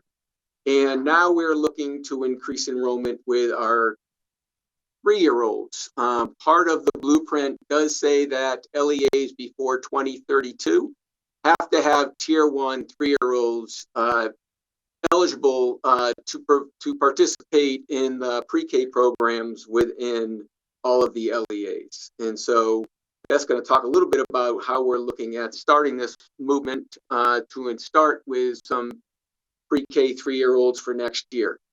One of the things that I want to talk a little bit about the impact of this is that currently the only 3-year-olds that attend pre-K programs within Charles County Public Schools are students that receive special education services. And those students right now currently go half day. And so once you start providing a program for students that are not receiving special education services inside in your school system, you have to make sure that you're providing the same services for students that are receiving special education services. And the reason why I want to say this is because when we do open up next year for our pre-K 3-year-olds of students that are not receiving special education services for a full day program, then we are, and we have to, when we want to, provide our 3-year-olds that receive special education services to full day programs as well. So they will no longer be going half day in our programs. If we can go. So I wanted to just give you some background on where we are right now with our pre-kindergarten enrollment and our full day pre-kindergarten program. So as you can see in 2021, 2022, this was prior to our tiered system. We had 538 students that participated in our pre-K programs that were full day. During this time period, we also had some half-day programs. So I just want to, this just shows the students that participated full day. In 2022, 2023, we started the tier program. And so we had 709 Tier 1 students, 56 Tier 2 students, and 14 Tier 3 students. The Tier 3 students, I want to remind folks, were the students that are in our areas that are considered childcare desert. They're areas that do not have a lot of pre-K programs, and the state and Blueprint encourages LEAs to look at finding ways to provide those students the pre-K opportunity within the school system. So we have a total full-day program of 847 students in 2022 and 2023. And then currently this year, 2023, 2024, you see we have 670 Tier 1, 163 Tier 2, and 20 Tier 3, and for a total full-day program of 963. So we have increased our number of students that are participating in full day. The other thing that I want to talk a little bit about Tier 1, Tier 2, and Tier 3 is when we went to the tiered system, it did require us to collect the income levels of all our families. And I know some of our board members heard from some families that were not used to providing their income levels. Based on the Blueprint, it does require us, for anyone who wants to participate in our pre-K programs, to provide us their income levels so that we can tier them appropriately. So I want to go over a little bit of the expansion that has already taken place, and then I'm going to turn it over to Beth Sorsby to talk about the expansion for next year. So in 2022, 2023, the remaining 7 schools that had half-day programs became full-day programs within Charles County Public Schools. This past fall in 2023, we did open the Early Learning Center at College of Southern Maryland with 5 pre-kindergarten classes. It's going very well there. I know many board members have visited, and if you go there, it's the happiest place on earth, they keep telling me. And I have to admit, when I've gone there, I think they're right. Everyone's extremely excited to be there, and there's a lot of positive energy that's taking place. So anyone who has not been there, any of the board members, I highly encourage you to go to the Early Learning Center at the College of Southern Maryland. Students who qualify for Tier 1 for pre-K-4 are offered a seat.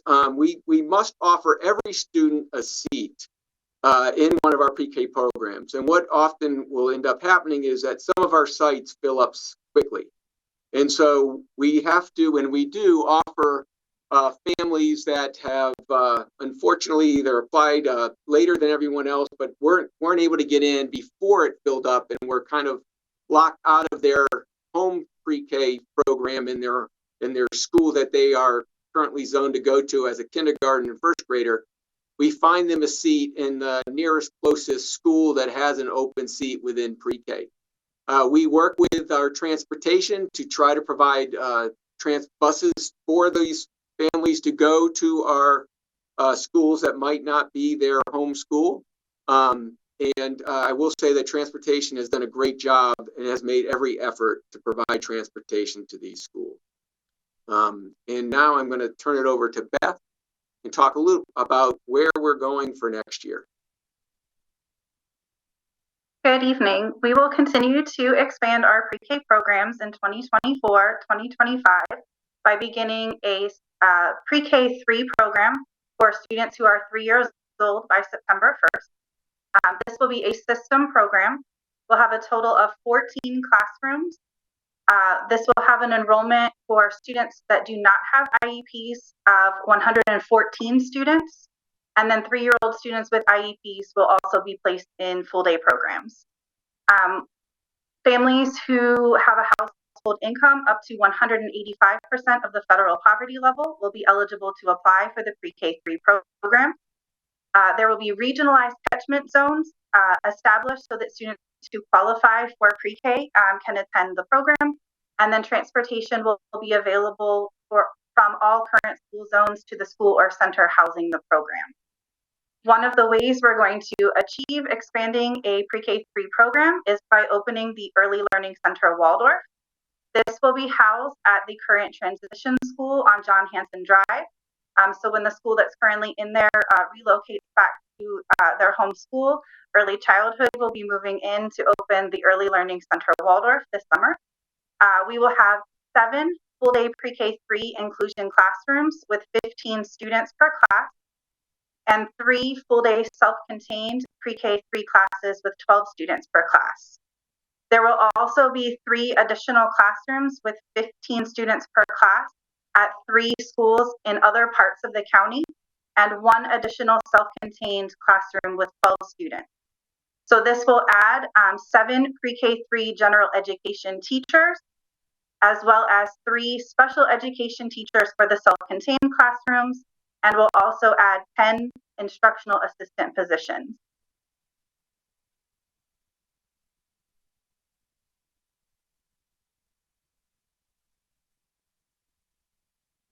Here is an example of the income eligibility guidelines that would be used for pre-K 3 based on 2024's federal poverty levels. Again, this would go up to 185% of the federal poverty level. Families whose gross income was within that limit or below would be eligible to apply for the pre-K 3 program. So for example, a family of 4 that had a yearly gross income of $57,720 or less would be eligible to apply for the pre-K 3 program.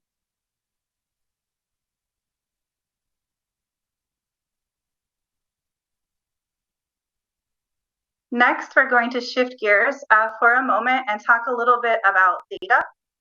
So we have some data from early childhood to share with you this evening. So here is a chart with our kindergarten readiness assessment data from the last 3 administrations. The kindergarten readiness assessment is administered each fall from the first day of school, between the first day of school and October 10th. Returning kindergarten teachers complete a refresher training module prior to administration, and teachers who are new to kindergarten complete the full KRA training modules before they are able to administer the assessment. The assessment measures readiness across 4 domains: language and literacy, mathematics, social foundations, physical well-being, and motor development, which includes gross motor as well as fine motor skills. Students receive a score identifying them in one of the following stages of readiness: emerging readiness, which means they are entering kindergarten with minimal foundational skills; approaching readiness, which are students who have some foundational skills and behaviors; or demonstrating readiness, which means they demonstrate the foundational skills and behaviors that prepare them for curriculum based on the kindergarten standard. This data helps teachers differentiate instruction to meet student need and provide targeted supports to be successful in kindergarten. So as you take a look at the data here, Charles County is in blue, and you will notice that the state is here in green. So over the last 3 administrations, you will notice that our emerging readiness is going down, which is what we want to see. And we are making gains in the amount of students that are demonstrating readiness, even though we are still a little bit below the state average on the kindergarten readiness assessment for demonstrating readiness. So one of the things I want to say about the KRA is, first of all, it's showing that the importance of early childhood education and pre-K programs is that it does help prepare our students to get into kindergarten, and it is increasing the percentage of students that are kindergarten ready when they show up. The other thing I want to talk about is that the state has said that it might have some biases, and so the state might be looking at whether it's something they want to adjust, or is it something they even want to continue using, or do they want to use something else next year? So Beth goes to the next slide. It's another tool that we use to check on students' readiness, but it's more important than ever to keep the Acadians to kind of make sure that we are growing in the right direction. If the state does get rid of the KRA data and doesn't continue with it going forward, we won't be able to measure where we were and then where we're going. So I just want to give the board the heads up on that there's some looks like there might be some changes coming down the road with the state with the kindergarten readiness assessment. The Ready to Read Act of 2019 requires LEAs to administer a universal screener to all kindergarten students. Charles County Public Schools chose the Acadians Reading Universal Screener. It is administered one-on-one with the teacher and the child. In the fall, the subtests include first sound fluency and letter naming fluency. And you will notice from the data here that the number of students at risk in the fall continues to decrease, while the number of students above the fall benchmark has increased. Students who are identified at risk receive targeted supports and differentiated instruction in class.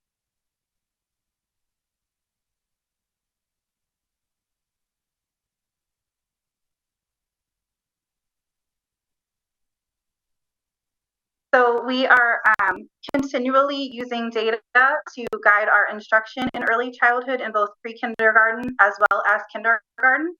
So here are some of the other assessments that are administered to give us data points in early childhood. So in pre-kindergarten, at the beginning of the year, the teachers administer a literacy assessment to see if the students are able to recognize their name, the letters in their name, and what other letters they are able to identify. We also use the preschool early literacy indicators, also known as PELI, for the vocabulary and oral language subtest, which is administered in the fall, winter, and spring. We use Haggerty phonemic awareness daily in pre-K. We also use the Haggerty phonemic awareness assessment in the fall. We're looking at onset fluency as well as blending syllables. In the winter, onset fluency, blending syllables and segmenting words into syllables. And in the spring, we do those same 3 subtests as well as blending onset and rhyme. For math, at the beginning of the year, teachers administer an assessment to measure students' rote counting as well as subitizing. And there is a math common assessment given to all pre-K students in December and April. These assessments are all hands-on assessments using math manipulatives and are given one-on-one typically to our pre-K students.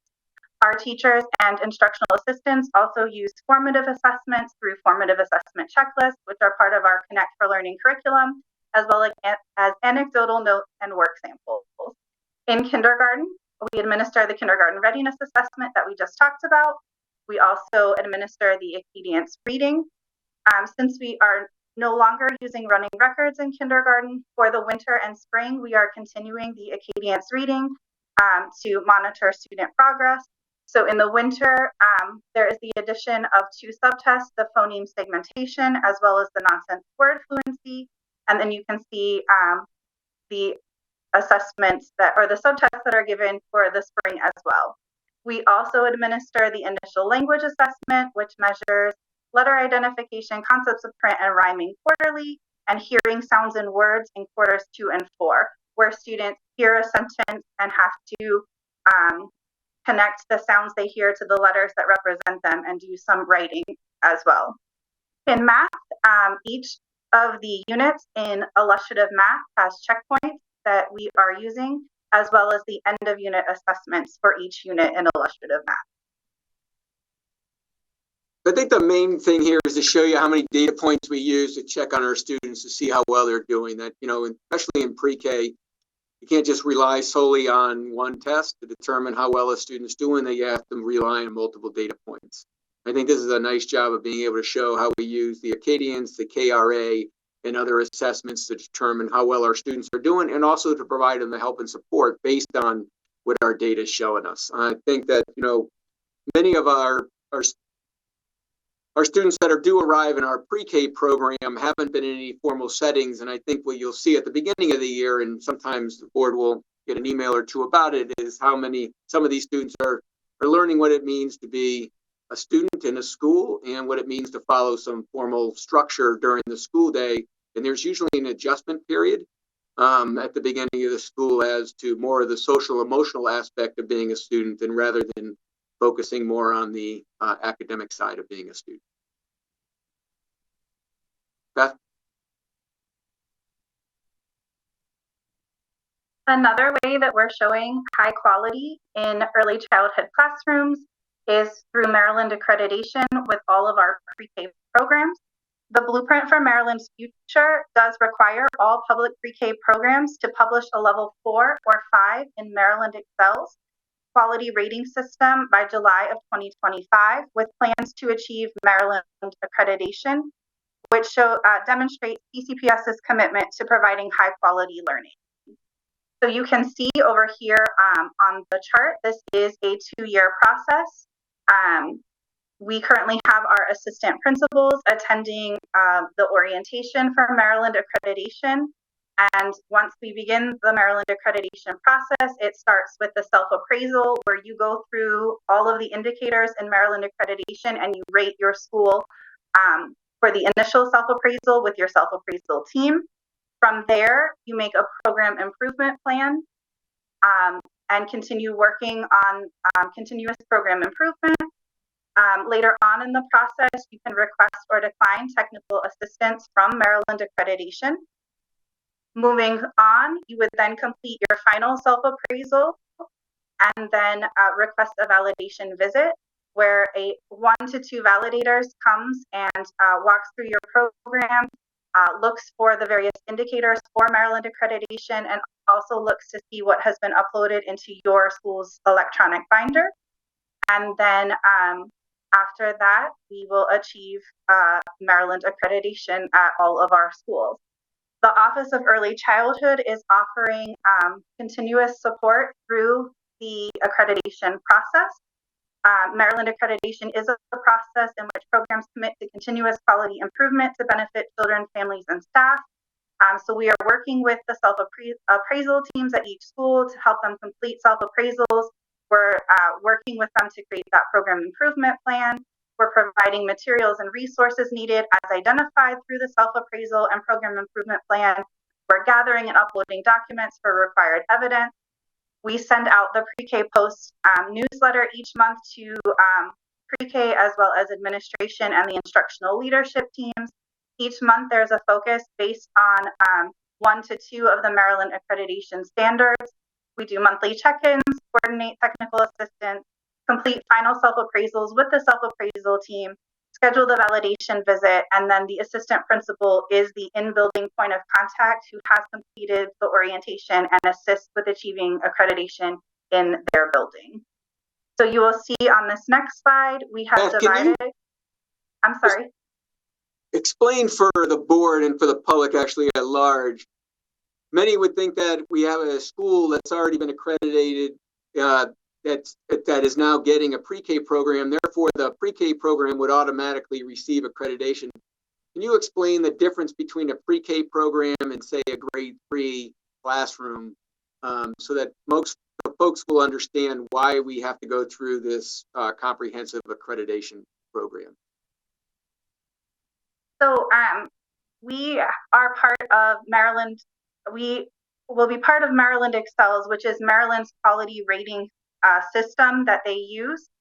Child care providers at child care centers can also participate in Maryland Excels, and it's a rating system to show the quality of your programming. So public pre-K programs will be participating, and we cannot publish lower than a level 4. So we need to publish at a level 4 or level 5. There is a set of indicators that we have to meet that includes things such as environment, safety, playgrounds, curriculum, differentiation, diversity, family engagement, planning, evaluation, communicating with parents. Lots of different things are included in the standards that we have to upload documentation for, or they're observable items when the validator comes to do the validation visit. So it's really just a way for us to show that we are offering high quality programming in all of our pre-K programs. So we have, in order to achieve this task, we have broken the schools into 3 different phases. So our phase 1 schools began this process last January, in January of 2023. And we have validation visits scheduled for May for 6 out of the 7 schools. We're just waiting on confirmation for one from Maryland accreditation for 1 more school. And then our phase 2 schools began the process in August. They've already done their self-appraisals, made their program improvement plan, and now they're working on their continuous program improvement.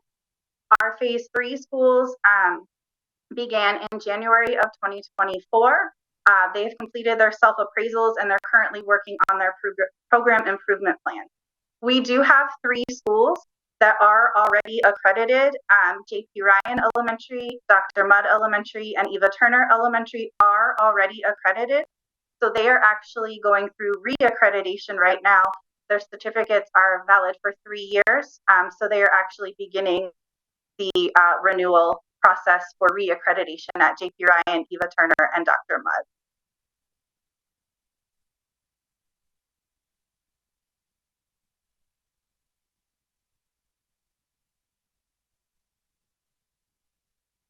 Now we're going to go towards the sliding scale. So this is what the state just approved, was the sliding scale, and this would be for our tier 2 families that are 4-year-old students. Right now it's our tier 1 for 3-year-olds, and then tier 1 and tier 2. Tier 1 it's free, and we must provide a seat for our tier 1 4-year-olds. And then with our tier 2 4-year-olds, the state is saying that we should be providing a sliding scale. And this would once again be based on the income level of our families.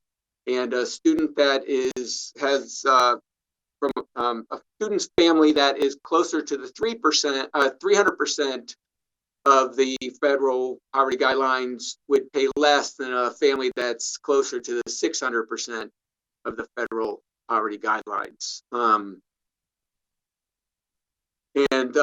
tier three families would pay their full cost going forward for next year, if it's approved by the board to go with this sliding scale. And so for the fiscal year 2025, the cost would be $13,000. For 2026, it's $14,473, and for 2027, it's $15,598. As you can see, it goes up every year, and so that is the cost for the per pupil of a pre-K tuition as defined by the state. As you know, we are paying more per pupil, and therefore our local picks up more for our students as we go forward.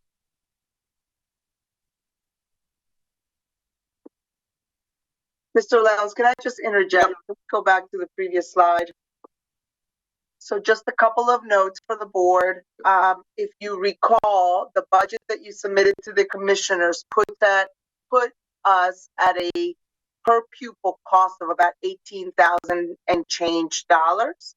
So even the tier one families that have no family share of cost for pre-K, the school system has a slightly higher calculation of what it costs to educate a student in Charles County. So I just want to make you aware of that, because as Mr. Lowndes is saying, different jurisdictions have different situations. The reason we had tier 2 and tier 3 4-year-old pre-K seats open was because we had, while we have to provide 4-year-old tier 1 seats to all of the families in Charles County that meet that eligibility requirement for income, we had some places, and there are very few places across the system where, to round out our classrooms, we were able to provide some tier 2 and tier 3 seats. And just for just doubling down, because the state had not come out with any kind of guidance on formulas on how to do any kinds of charging for tier 2 and tier 3 students, in the last 2 years, we did not charge those families. But just recently, as Mr. Lowndes said, the state has put out guidance.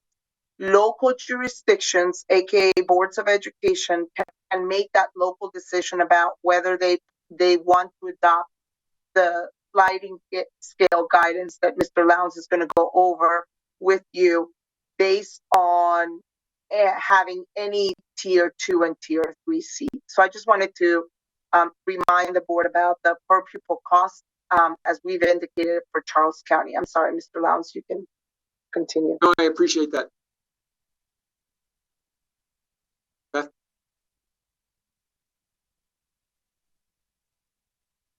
So as we think about implementing, although the state is saying for next year we may implement the sliding scale, I know the board's going to ask me what are any LEAs doing it, who else is doing it. Because it was so late, many LEAs either haven't decided yet or are waiting until the following school year, because they've already sent their information out to their families that didn't say they were going to require a tier 2 cost.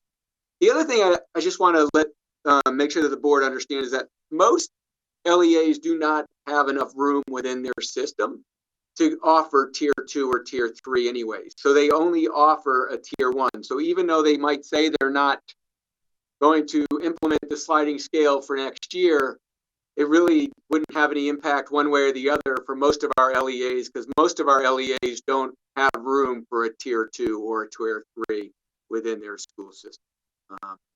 And so I just want to go for it. One of our neighbors actually has on their website that they are going to provide a sliding scale and charge our tier 2 students. But in talking to that LEA, it turns out that that has not been finalized yet within their school system. It is on their website. Just in case their school system does finalize it, they wanted to make sure that they had something on their website. But we are in close contact with all of the LEAs to try to figure out who also is going to provide a sliding scale for their Tier 2 families going forward. I just want to make sure that everyone understands that so far we have one LEA within the state that is definitely going forward with providing a sliding scale for their Tier 2, and that is Cecil County as of right now. So if you look at the proposed sliding scale, here's what the state's saying that LEA should go by. In the proposed pre-K sliding scale, families pay a portion of their gross annual income, and that portion depends on where their income falls as compared to the federal poverty level. Families will not pay more than 7% of their gross annual income. And so you'll see that our families that are 301% to 360% over the federal guidelines, what their family share would be. And that would be $835 to $999, or a monthly payment of $84 or up to $100. And so that's for a family that is earning $83,528 to $99,900. And so, as you can see, as a family earns more, they end up paying a higher percentage of their gross annual income. And this is what I will be asking the board to vote on during the action items portion of the meeting, to whether we want to go forward with this for next year, or I will say that some LEAs have decided, because they were just given the information so late from the state, they are going to implement it not next year, but the following year. But the state has given all LEAs the information to go ahead and provide it for next year. One of the things that the state has is it has encouraged LEAs to put it in place for next year, because of the fact that if you wait a year, it might be more difficult to implement it the following year. If the families don't have to pay next year, it might be harder to have them pay the following.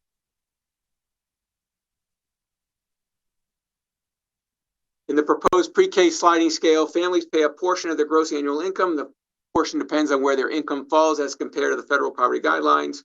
Once again, it's the same thing going forward for next year.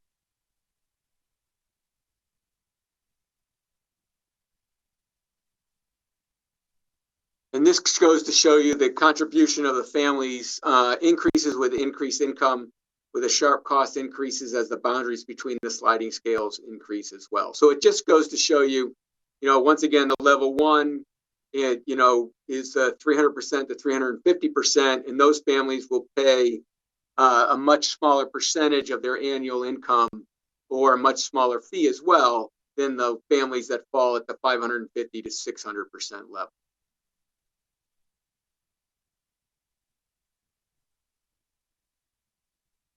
So one of the things in implementing these, and one of the reasons, some of the reasons why some of the LEAs are delaying on this, is because it's much easier to talk about implementation than to actually implement it, because what it requires is that someone is going to have to work with the families to determine where they fall within that Tier 2. And they must have a family sign off on the agreement for payment going forward. So there would have to be a contract between the school systems and the families, with an understanding of how much those families would have to pay. And so we would have to have someone collecting money for our families that fall within Tier 2 to participate within a pre-K program within Charles County Public Schools. And so that person going forward would have to fall not within the pre-K office under Beth Sorsby, but would fall within Karen Acton's office, the Chief Financial Office. They would be responsible, if we went forward with this, with verifying the income of the families, determining how much the families should pay, and then collect the money going forward. like I said, we would work with Eric and try to find another system that's already done it in drafting a contract with our families, because we would then become a provider of for pre-K programs, but for the first time we would be charging our families that fall within that tier 2 or that tier 3 if there was space available. Beth, do you want to go over the income verification piece? Beth is currently the one who's done it this year. She knows it very well, and I will have her talk a little bit about this. So as Mr. Lowndes mentioned earlier, we do need to collect income verification from every applicant who applies for pre-K, regardless of their tier, to determine where their household income falls on the federal poverty level scale, to determine which tier they are eligible as. So this gives you some examples of what LEAs can use for their income verification. We also are encouraged through the blueprint to have a mixed delivery system. So there are some private providers and community-based programs that also have slots for the Maryland State Pre-K program as well.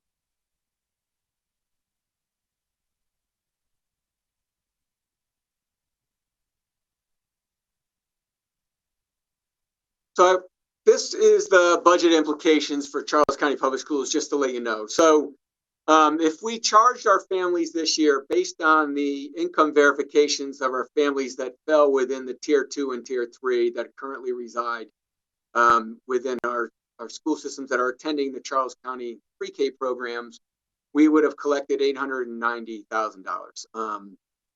And one of the things that we would use for that money that we collected is we would end up having to hire 2 individuals for the Office of Budget and Finance. Currently, we do not have this within the budget for next year.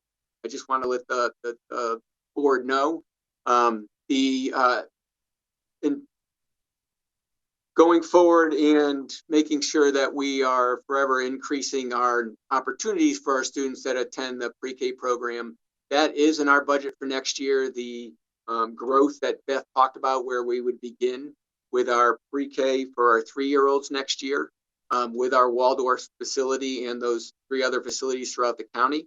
But this is not within the budget for next year. And so if we do want to go ahead with the sliding scale, the money that is collected would end up paying for the infrastructure to help collect the money and verify the incomes and make sure that we are reporting and auditing to our responsibilities to MSD. So can I go back to the previous slide? I just want to make another point. So this $890,000 is what we estimate had we charged this year based on the enrollment. It'll probably be somewhat similar for next coming year. I do want to say, when you think about it from a budgetary perspective, the gaining of these additional fundings does offset the cost of the 2 positions that Mr. Lowndes talked about that would sit in the CFO's office, just doing, honestly, process management, payment management of this program. But the other thing is that I just want to remind the board, again, our per pupil and the amount that we even get for tier 1 students is not the same. So no matter what, as we have expanded and as we should continue to expand pre-K, per the blueprint, the full amount of what it actually takes to educate our students is we don't get the full amount that we do for a non-pre-K student anyways. There's a little bit of a delta there. So that funding, even with the recuperation of those funds, that doesn't fully take into account the full investment that we're doing in pre-K to fill all of our possible seats. So I just wanted to mention that to the board. Thank you.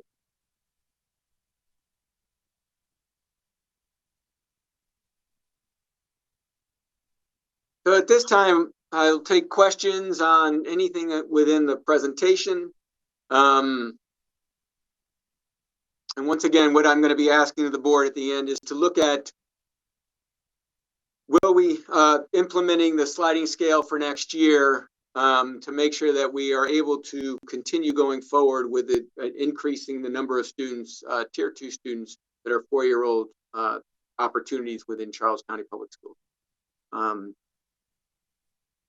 And I just want to reiterate the one thing that I want all families to hear with our tier 1 3-year-olds is that we do have a limited number of seats for next year.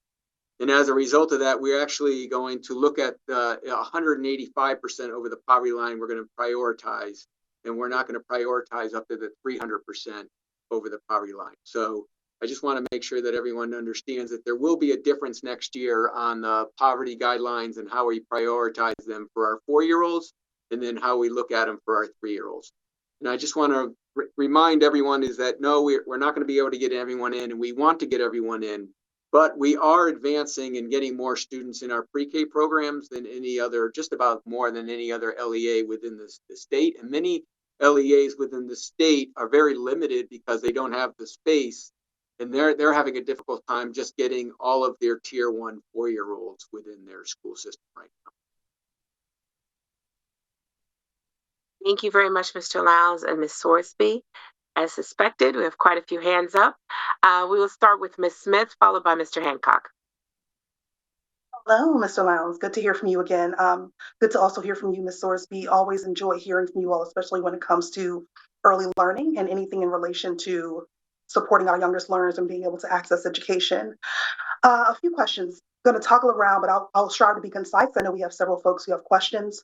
Mr. Lowndes, you mentioned that there was concern that if we weren't sort of charging parents this year, that it'll be difficult to charge them next year.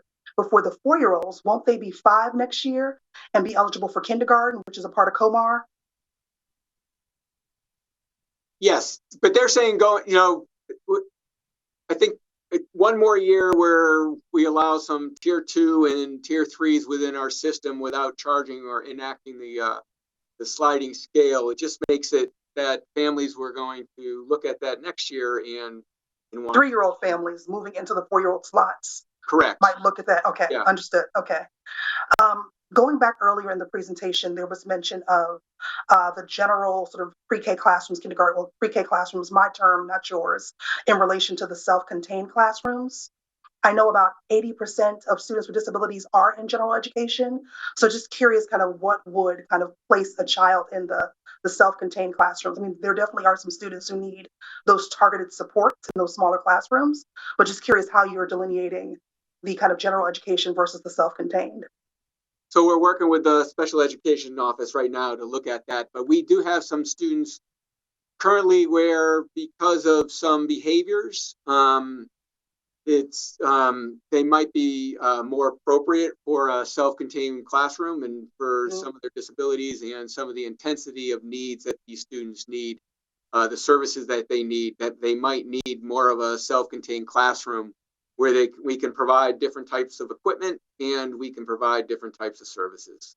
And so that's one of the reasons why we're looking at providing some self-contained opportunities for our 3-year-olds and for our 4-year-olds.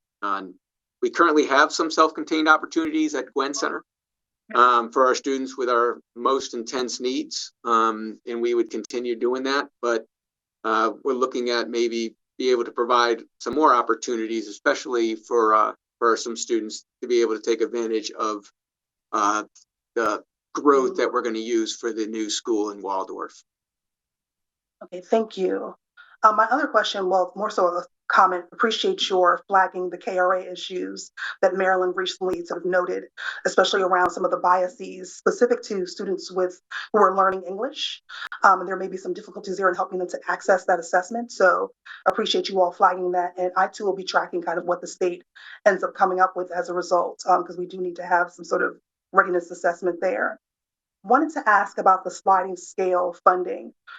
Is this comparable to currently like what our private providers are offering? So thinking about like a kinder care or a child time, like are they offering something comparable or are we higher than what's being offered? So one of the things that Beth and I did talk about with Megan Hungerford was that exact same thing. And so Beth did call around to find out what other systems or what our private providers were costing. And Beth, I'm going to go ahead and let you answer that.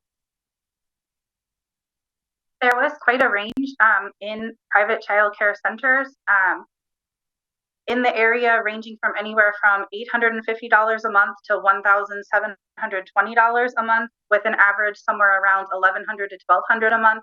Some of those did include before and after care, though, so it just varied from location to location, what their hours were and what their costs were, but anywhere from around between $850 to $1,720 a month, and that was center-based. Helpful. I was just curious if a family said, well, this is too rich for my blood. I need to seek, care elsewhere if there's something comparable in the county. But if it seems to be on par, then perhaps, that's the only options they may have.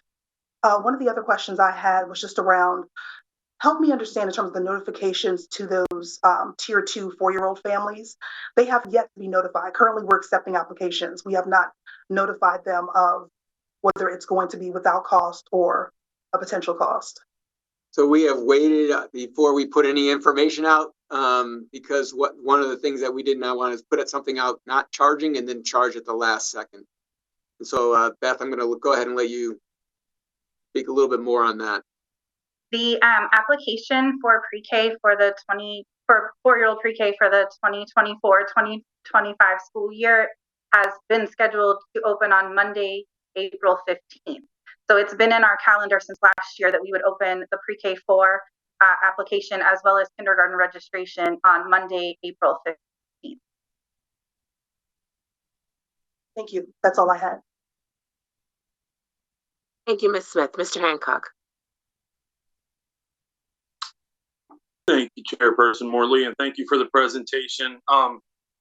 We've talked about this in the past, and I do have a question, but I want to make a couple statements first. It's no shock to anyone that I'm against the sliding scale. I've said that a few times. And the reason I'm against it is I believe that the meaning of a public education is that it's an education that is equal and provided to all children free of cost.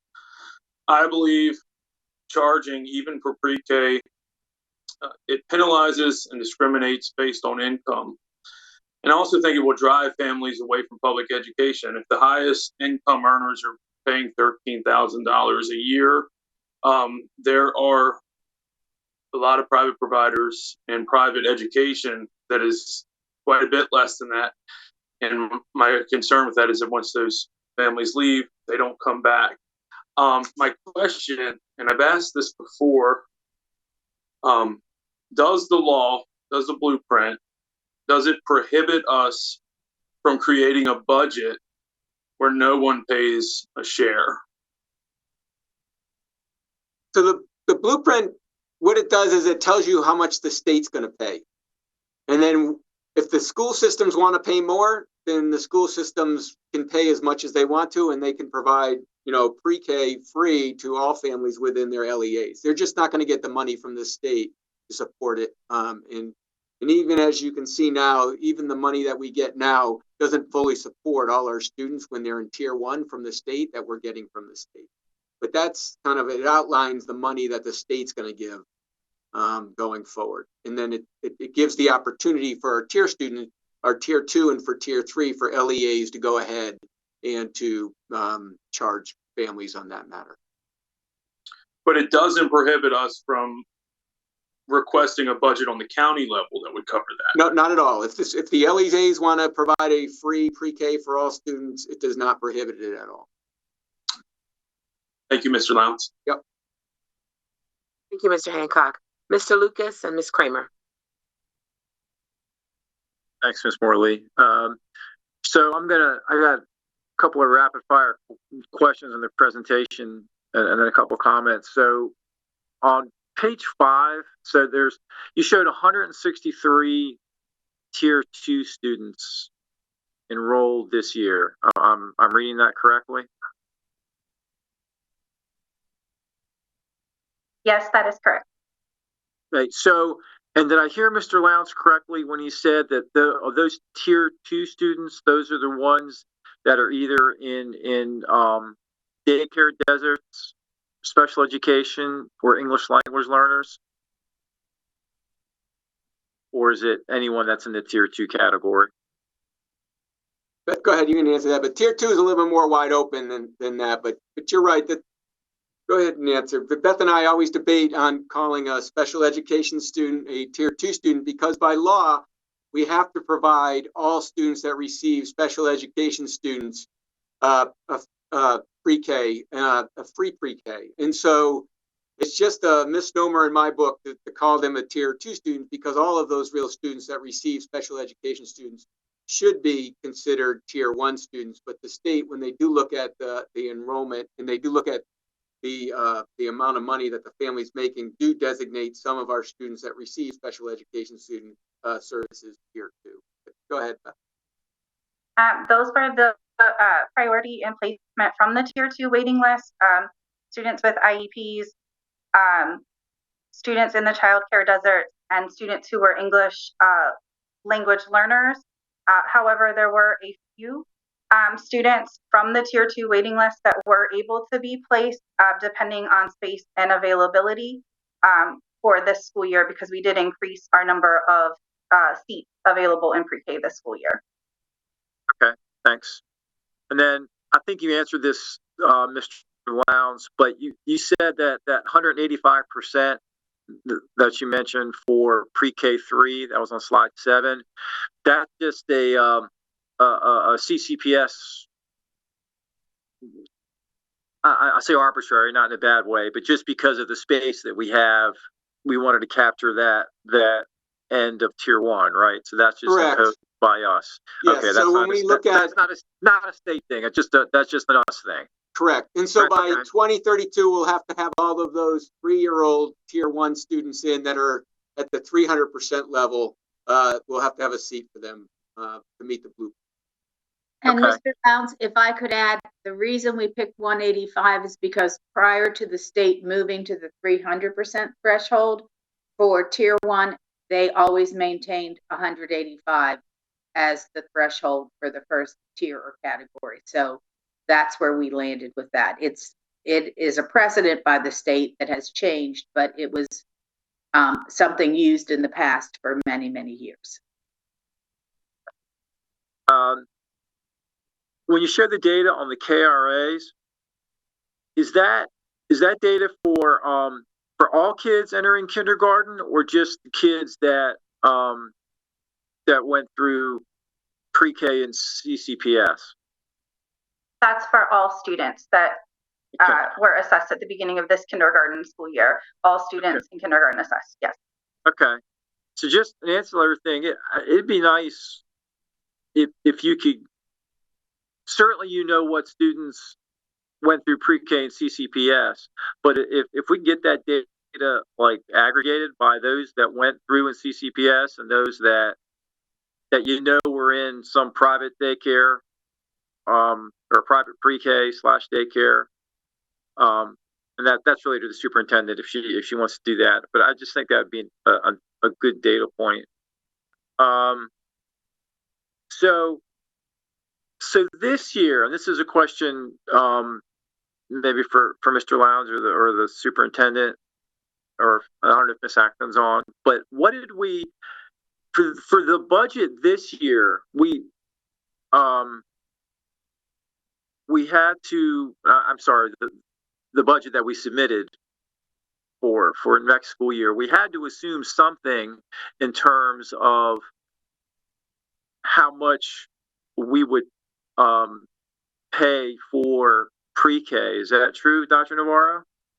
So in other words, we didn't assume. So for the budget we submitted for FY 24-25, we assumed that we would not be getting any reimbursement from people who would pay on the sliding scale? Yes, that's correct, because we didn't have any guidance at the time that we had to submit that budget. Yep. Okay. Perfect. Okay. And so the only other comment that I'll make is that we have the space that we have in terms right now of pre-K availability. When I look, there's that 963.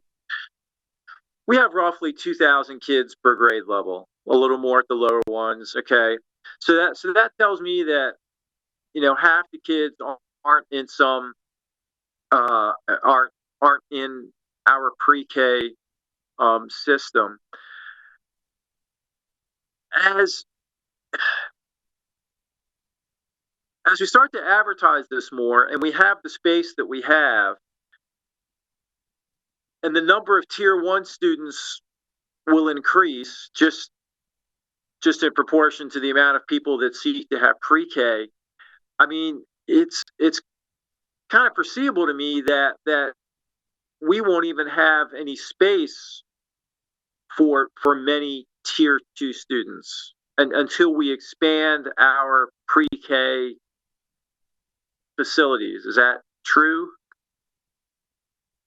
It's true that we won't have enough, correct, to get all the tier 2 students in. Okay, until we get more. Okay. To get more space. Because we have to give, as you said, we have to give priority to tier 1. And again, if there's roughly 2,000, and there's probably close to half of those are probably tier 1 students. So there seems to me there's a few hundred more that would bump out tier 2 and tier 3. All right, thanks a lot. I appreciate it. And I too have a fundamental issue of charging people for public education, and I won't say any more than that right now. But I appreciate the presentation. I thought it was pretty good, and thanks for answering my questions. Thank you, Mr. Lucas. Ms. Kramer, and then Ms. Butler-Washington. Thank you, Madam Chair. And yes, thank you, Mr. Lowndes and Ms. Sorsby for the presentation. I just have a couple of questions, and some of my colleagues did ask a few of the questions I had, so I'm just going to ask the remaining questions. So one, just for clarification for us and for the benefit of the public. So our two choices are essentially adopt the sliding scale recommended from the state, or absorb the cost within CCPS. Is that correct? That's correct. Okay. Thank you. And we, or just hypothetically, for example, if we decided, this year to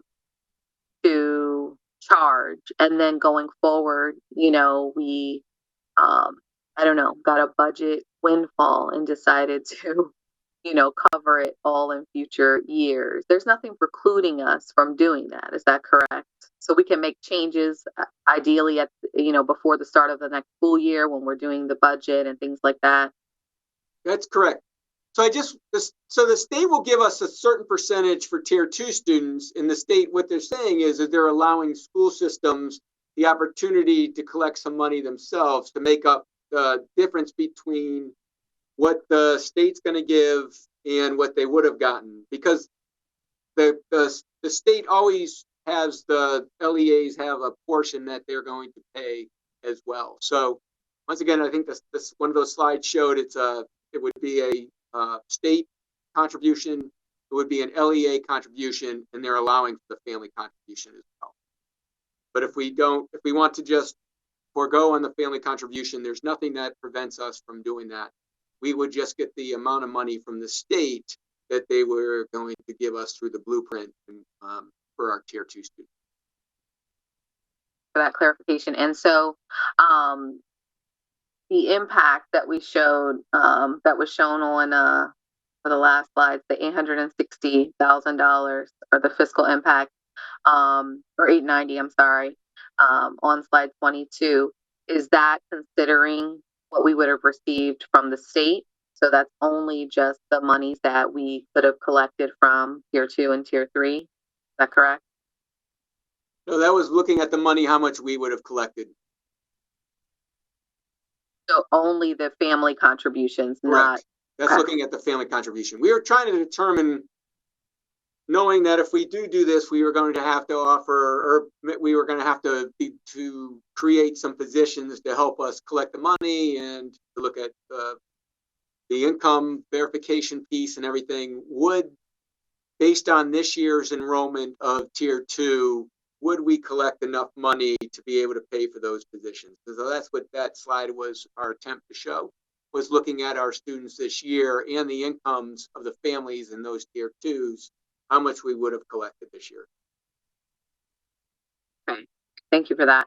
And then I noticed, so there's the pre-K 3 income eligibility is different from the pre-K 4. So who sets the 3-year-old income guidelines? Also from the state?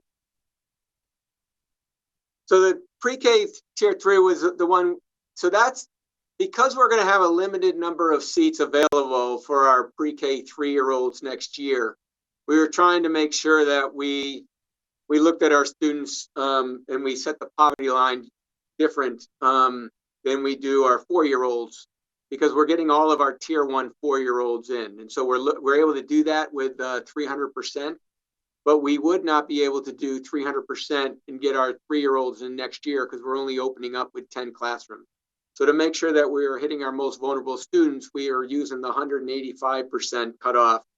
And Ms. Hungerford said that was the old cutoff prior to the blueprint on how we determine families that were eligible to receive free pre-K.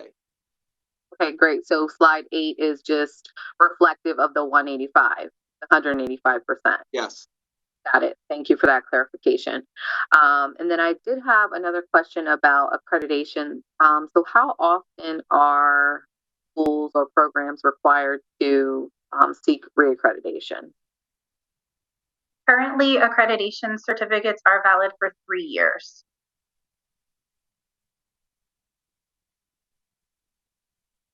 And that was all my questions. Thank you, Ms. Kramer. Ms. Butler-Washington? Thank you, Ms. Morley. This is question, Dr. Navarro. Can we use the funds for the teachers gap for 2 and 3?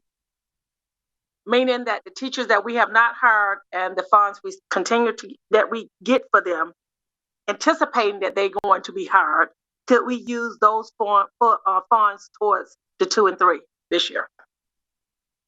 It wouldn't be for this year. It would be for next year. We Okay. call that lap salaries. I would say that we didn't seek tuition this year, and we were able to figure out how to support those about 180 plus seats that were Tier 2 and Tier 3. Using lap salaries, because again, remember, every year we're increasing the number of positions that we actually do fill, and a position that is not filled by a certificated staff member or a teacher is being partially filled by either the contract that we pay for our virtual teachers or a substitute. So it's not like if somebody gets paid $50,000 a year, it's not like that $50,000 is not being utilized partially. It is being utilized because we have either a long-term sub that we're using to pay part of that salary lapse, or that is part of how we're funding the contract for the proximity teachers and the IA that is sitting in those classes. So lap salaries is one of those things that I would not advise for us to use. There's a whole bunch of other, in the springtime, if you recall last spring, Karen came through and presented on all of the things that we have brought forward to the board as expenses that were not budgeted that we use the lap salary for. So it is, right now, we, as I said to Mr. Lucas, we submitted a budget assuming that we were not going to charge families this year. And it is going to be a dilemma if the county ever wants to charge families. When do we start doing that? The only thing we wanted to bring forward to you is the state finally gave guidance, of which they were supposed to give guidance in 2022 to school systems, so that school systems wouldn't start providing Tier 2 and Tier 3 seats and not have a funding model. But because everything's sort of been delayed, we didn't get that guidance until now. But the reason I have a big issue with this is because my property tax. If I pay my property tax, my child should be going to school for free. If you want to take them out of public school and pay, that's a different issue. But in a public education, it's free. And I keep saying this over and over again. When I came from Georgia, preschool was free. And we progressed and we learned how to sit down, count, letters, all this stuff we learned how to do. And when we got to kindergarten, we was ready to learn. And that's why if you go look at the predates from back in the day, that's why students was on grade level, because they learned how to do all that stuff in pre. And I'm excited that, the blueprint passed the education piece, because you're putting our students ahead, because you're teaching them early. And when they begin to get to where it counts at, they're in their seats and they're learning. But when you bring kids who don't go to pre-K or get some kind of learning, they learning how to learn, to sit down, listen, all of that stuff. And that's too much. So the part on paying, it's really hard to sell that to parents, because they're going to say this one thing: I pay property taxes. So take the money from the property taxes. Why are you taking it from me? You double dipping. I paid my part. And how you all utilize that, that's your business. It's not our business. And a public education truly is free. And they have said that from day one. And if you take your child out of our public school and go elsewhere, that's when the payment come in. And you cannot say right now, because what people are paying and the $97,000, people are just in Waldorf, they just getting by with $97,000. And then you're going to ask me to pay them money to go to private, to public school. We got to think about the local politics here, where I talk about the bread and butter. That's what people are talking about. You tax me here, you tax me here, you're taking money here, you're taking money here. And now you're going to say with public education, you're going to take money from me? And Charles County is all the way from Nanjamo all the way here. And it's just hard to fathom us saying we can do this. And I did see that they had a North Star. Well, we can set our own forward. So we can revisit that, but just to go off what the state said, the state's talking about up in Baltimore, all up there. They ain't talking about down here. This money that they're talking about, this Montgomery, that's, this is like, okay, good, because private school costs about $27,000, so they'll be glad to pay these fees because they're saving in their pocket. But that's not down here. They're saving in your pockets with these kind of numbers and stuff. So, we just got to be very careful that, we don't want to take money from the table when it could be food going in, families' mouths and stuff. So this year, we didn't expect it. This year, we shouldn't probably worry about it because we didn't expect it. We prepared for it. And that's where I stand on it, because it's just hard that when you have the money, when you have the money, it's easy. But when you don't, and you're trying to pay Paul to rob Peter, it's too much. So thank y'all for listening to me blabbing, but I can't. Thank you, Ms. Butler Washington. Ms. Smith? No, I already spoke, so I'll be very brief. I know that we all know the impact of a high quality early learning education can reverberate for years. So I definitely hear what Ms. Butler Washington is saying in terms of like the importance of this moment, the importance of this decision.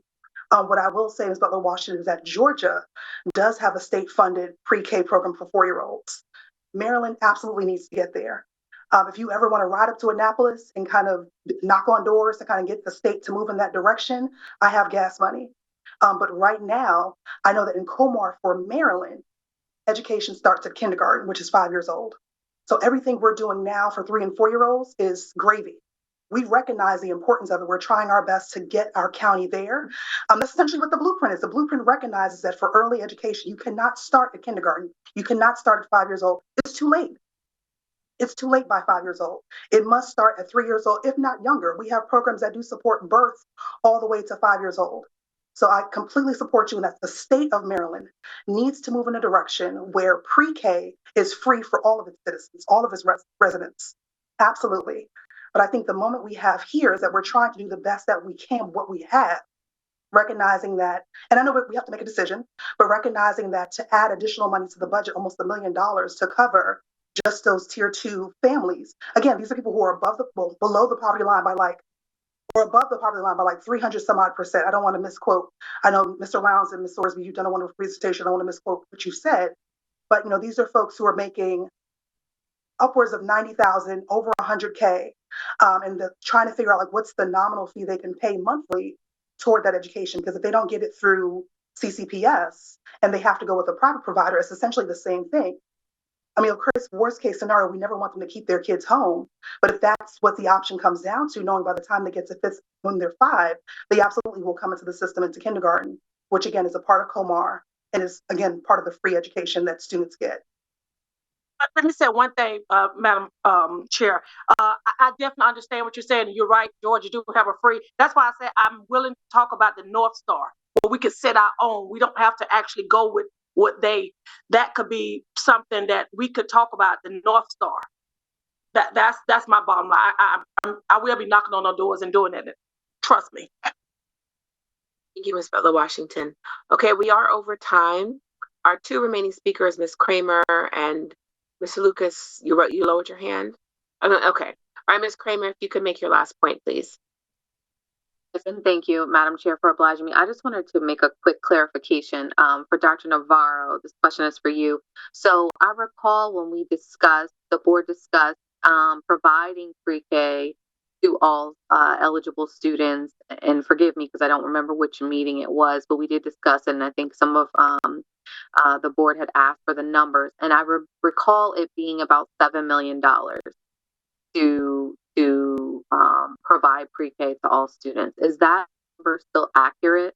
That number is not accurate. When we came to you and said if we were to provide all pre-K students, which is a little over 2,000 that we estimate, we would have to build facilities besides paying for, because we don't have enough facilities, and also the cost for staff. I think we were around 17 million or so, and then I think we had additional some facility issues. So it's a big ask. A good point, a good place to look at for places that have done it. The only place that I know that has fully done it as a school system is Washington County. If you recall that time I mentioned, Washington County was going through a problem where they didn't have growth, and so they had all these existing buildings that didn't have any that didn't have a lot of students enrolled. So they passed some local funding structure to offset the cost and build universal pre-K for them. But they were in a different situation. We have to continue to build both infrastructure, salaries, and then the other big problem, perhaps Beth and Kevin didn't mention it also, is we are in a workforce shortage. And so the workforce shortage also impacts how quickly we can ramp up those places. Although some LEAs haven't even started offering 3-year-old pre-K, we have, because we have some opportunities, we just can't run as fast because of all those things putting pressure on us. But it will definitely be multiple millions. And then if we are interested in doing that, we would have to add it to our operating costs. Thank you for that explanation, Dr. Navarro. So I was way off with 7 million, looking at closer to 20 million. And would it be fair to say, I guess I'll just ask, do you have a recommendation for the board on this, or are you just in out of it? No, I'm not. I mean, the reason we brought up the sliding scale is because, I get it. This is a difficult situation. I know the board members have been vocal on this. But the issue right now is at some point, in order to offset our costs, I mean, we have a very aggressive budget as is right now to the county. We are aware that the county local tax numbers did not come at the level that they expected right now. So we know that so far going in. And so once MSDE put out their guidance, I was hoping this would have happened in 2022 so that we would have never had to engage in sort of tier 2 and tier 3 seats that where we wouldn't charge, because it always had some component of it, or we would have had to build it in to previous budget over time for universal pre-K. So my recommendation is that the board really do give a serious look at this option of the sliding scale, just because of the financial, the huge financial pressure point that it continues to put on our budget. I want to remind the board that in future budget, the blueprint continues and requires us to look at this idea of teachers teaching 60% of their time directly to students and 40% of their time doing other instructional pieces. That may, in the near future, so near 2 years, 3 years from now, mean that we will need to expand our teaching force as well. So add more pressures to the budget. So I want to be very clear with my board that, this recommendation to give a serious consideration to this option is also just looking at the compounding pressures of our budget in the near future. But I know it's a difficult conversation. I don't bring it to you lightly at all. Thank you, Dr. Navarro. It truly is, but I appreciate that thorough explanation, and I am done, Madam Chair. Thank you, Madam Vice Chair. Okay. I'm sorry, Ms. Moore. I do have a question. I'm sorry. Yes. On the pie chart, sorry to ask this on my original question. So you have that number there of 890K, and you say cost for tier 2 family shares. But the way it's broken up, the way I read this, is what you have as level 6. To me, that's pointing to tier 3, because you're looking at 23, 24 numbers for income. Can you please put that, what Mr. Lucas is referring to, back up on the screen? What slide number is that? Slide 22. Okay. I'm sorry. No, yeah, slide 22.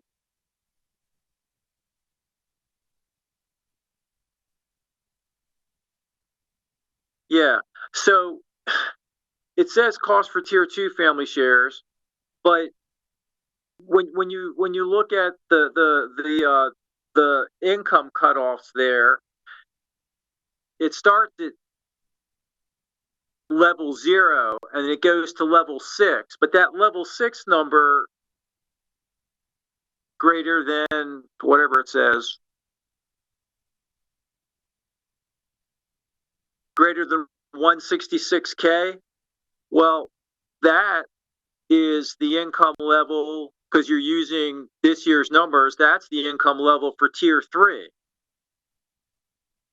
So the thing when we looked at it was, if we enacted a sliding scale, it would have tier 3 families paying 100%. Okay, so that number, that 890K, it says cost for tier 2 family shares. It's really tier 2 and tier 3. Yeah, I think it's meant to be, if we look and we enacted the sliding scale fully this school year, which would require our tier 3 families to pay 100%. Right. Okay. That's kind of an important thing. It's not that. Sorry about that, Mr. Lucas. No. That's fine. That's fine. But that's kind of an important thing, because that captures essentially everyone who would seek to come for pre-K, not just tier 2 and tier 3. Okay. It would be everybody who we have seats for, that includes a little bit of tier 2 and tier 3. Yeah, and understand what you said before. We don't get fully reimbursed for anybody for the pre-K stuff. So I understand that. Okay. Thank you, Madam Chair, for indulging me. I appreciate it. I'm done. Thank you, Mr. Lucas. Most of my questions have been asked as well. Just a couple of quick questions. There was some mention about the potential actual number of families that would be impacted by this, considering that we currently don't really have a lot of seats available to expand. Can you just briefly recap any idea about how many families we may be talking about? It's a two-part question. And are we able to do a rough apples to apples comparison of how much these families may potentially pay based on what Ms. Sorsby gathered when she called around to compare rates to what they would pay with CCPS? So the way we did it was we looked at the numbers, the families this year, and when we made the estimation, we estimated we would do the probably pretty similar next year, because we're not really adding any 4-year-old seats next year. We're looking to add the pre-K 3-year-old seats next year. Did that answer your question on how we came up with that number and what the number would be for next year and how we estimated that? So just to recap, Mr. Lyons, we're not projecting any real immediate growth. Is that correct? We're Just looking to based on- grow our 3-year-old program next year. Right now, our 3-year-old program only has our 3-year-olds that receive special education services. And currently those students are half-day programs. So next year, the growth will really be in our bringing in some general education pre-K 3-year-old students and increasing our students that receive special education pre-K program to full day rather than half-day program next year. If I'm not mistaken, the special education students by law would not be paying. Is that correct? Correct. They would not be paying. Okay, so I guess what I'm roundabout saying is that we're not necessarily looking at that many families potentially paying. Is that correct? I thought someone We're had looking touched about on the that. same amount this year that would have paid. Okay. The same amount, and I don't have the Yeah, we touched on it a while back, but yeah, I just wanted to. Do you have the numbers on what those are? The tier 2 and tier 3. We had less tier 1 students this year than we did in 2022, 2023. We also increased our seats. So we were able to place 163 tier 2 students this current school year. Okay, thank you. So that's about what we're working with. And then do you know, Ms. Sorsby, just comparing what CCPS potentially would charge to a private caregiver, let's say a family of 4, do we have an estimate of how we would compare? The average. So there was a range, yeah. Yeah, the average of what we found was around $1,100 a month for a full day program. So on the sliding scale, potentially it goes all the way up to $1,300 a month in those, because when you get into the higher federal poverty level percentages, it goes up to 7% of their household income. So it goes up to almost $1,300 or around $1,300 a month. Okay, all right. And that's just for the 10 months of being in school. Right. And then would we, if a family had potentially either twins or, a 3 and 4-year-old, are they, how would that impact what they would pay? Because I know at a private provider, then it's, they reduce the cost if you have a sibling, for example. Is that factored in our rates as well? No. Okay. I don't think the state gave us a factor in for if you have twins. Okay, twins or children close in ages. No, they did not. Okay, because I was that family for a while, so for quite a while. Look, me too. For quite a while, our mortgage was more than daycare for many years. All right, yeah, right. All right, thank you all very much. I know this is, as Mr. Lowndes said, on the calendar very soon, on the agenda rather, for action. I appreciate the very thorough explanations and presentation. I know we're running a little long, but this is where we can now make up some time. So we will be circling back to this very soon. Next up for action item is the school naming of school number 23. And as we've heard, the committee narrowed down the choices to the top 3 selections. So the committee was recommending Margaret Jamison Thornton Elementary School, Ronald E. McNair Elementary School, and White Plains Elementary School. So at this time, the chair will entertain a motion. Madam Chair, Yes, Ms. Kramer. I will make a motion for the board to adopt or name Elementary School 23 Margaret Jamison Thornton Elementary School. Right. Thank you, Ms. Kramer. Is there a second? Thank you, Ms. Butler Washington. So it's been moved by Ms. Kramer and second by Ms. Butler Washington, I apologize, that we name Elementary School 23 Margaret Jamison Thornton Elementary. Is there any discussion? All right, seeing none. All those in favor, please either raise your virtual hand. Oh, did you have discussion, Ms. Warren, or are you voting? Oh, you're voting, okay. Oh, no, I was voting. Yeah, I was Okay, voting. all right, please raise your hands. All right, that is unanimous. Fantastic, thank you very much. Let me lower my hand. All right, so Elementary School 23 will be renamed Margaret Jamison Thornton Elementary. Next on the agenda, and if there is no objection, we do have 4 proposed resolutions. Unless someone strongly feels otherwise, I was going to propose that we take all the resolutions together as one action item. They're currently Arab American Heritage Month, Autism Acceptance Month, Month of the Military Child, and Volunteer Awareness Month. Is there any objection to moving those as one motion? No? Okay, the chair will entertain a motion, please, to accept those 4 resolutions. Move to accept all 4 nominations. Thank you, Ms. Butler Washington. Second by Mr. Lucas. Okay, thank you. Any discussion? All right, seeing none. All those in favor, please raise your hand. All right, thank you, board. The motion passes. Okay, moving right along. And the last item for action is the implementation of the pre-kindergarten sliding scale.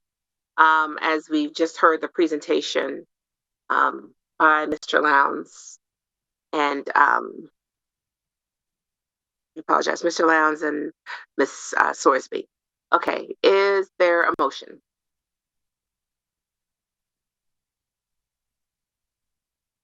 I move that we adopt the sliding scale as proposed for tier 2 4-year-olds. Okay, thank you. Is there a second? All right, thank you. It's been moved by Ms. Smith and seconded by Ms. Kramer that we adopt the proposed sliding fee scale for, you said pre-K 3 and 4, right, Ms. Smith? Tier 2 4-year-olds. Tier 2 4-year-olds. Okay, I apologize. I wanted to capture. Dr. Navarro. I just want to make sure that in that motion also, Ms. Smith, that it's adopting the sliding scale for tier 2 families for pre-K for 4-year-olds and fully charging tier 3 families. If I'm not mistaken, Mr. Lowndes, the board would have to approve both of those things, correct? Correct. They're part of the scale that the state is recommending. So I just want to make sure it's approving the sliding scale for tier 2 families and the state's recommendation for tier 3 families to pay the full tuition. Want to make sure. Would you like to amend, Ms. Smith? Yes, I amend the motion as stated. It's a fully charged, the sliding tier 2 and to fully charge tier 3 families. Just want to make sure we capture. Okay. And Ms. Kramer, are you seconding again? Yes, Madam Chair. Okay, thank you. Is there any discussion? Mr. Lucas? Thank you, Ms. Morley. As I said, I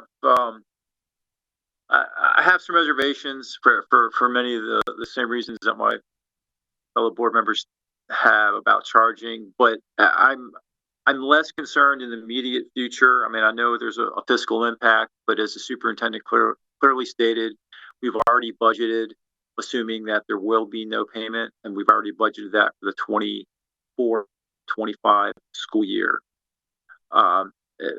There's still some more questions for me. And again, I think this is a lot for the board to absorb in just kind of this quick period of time. And as I said, for the next school year, we've already budgeted for it, but I certainly welcome further discussion. But as it stands, I cannot support this tonight. Thank you. Thank you, Mr. Lucas. Mr. Hancock. Thank you, Madam Chairperson. I just want to support Mr. Lucas's statement. I am in agreement with that, especially as he mentioned, the next year's budget has already been budgeted without the sliding scale. I think we can use the time in between the next two budgets, or the 25-26 budget, to ask questions and to perhaps try to work with our local leadership on the county level specifically, in regards to funding before we make a decision, especially when the next year's budget's already been set. And also, as Mr. Lucas stated, this is a lot to take in and make a decision on in one night. And as I stated before, I cannot support charging anyone for a public education, even if it is not kindergarten yet. It's still through our educational system. So I just would like to ask, before we take the vote, that we take into consideration that what we have budgeted for next year, and to use the time to see what we can do before our next budget. I know times are tight, but I think we need to at least have the discussions and see what we can. Thank you. Thank you, Mr. Hancock. Ms. Bella Washington. Yes, I just want to just reiterate, that we have time next year to get a good plan together, and it could be, well, full disclosure, I'm already working with legislation to put this forth for next year because I knew it was coming up. So I wanted to get something in place and let them know the difference between we're going to have to come up with this money and we battling with the blueprint. So if they could help us out and get a state funding, because I gave them the language that Georgia used to get this funded. So it seems like it's going to be something that everybody is on board with, because it just don't just help out Charles County, it helps out the whole state of Maryland. So to get this going, and Dr. Navarro stated that we didn't budget for it. So I just don't want something on our parents' plate and April the 15th come and then they see this money. We got time. So let's let this play out. And if not, we got a plan also, because we can come up with some good plans. Dr. Navarro can come up with some good plans.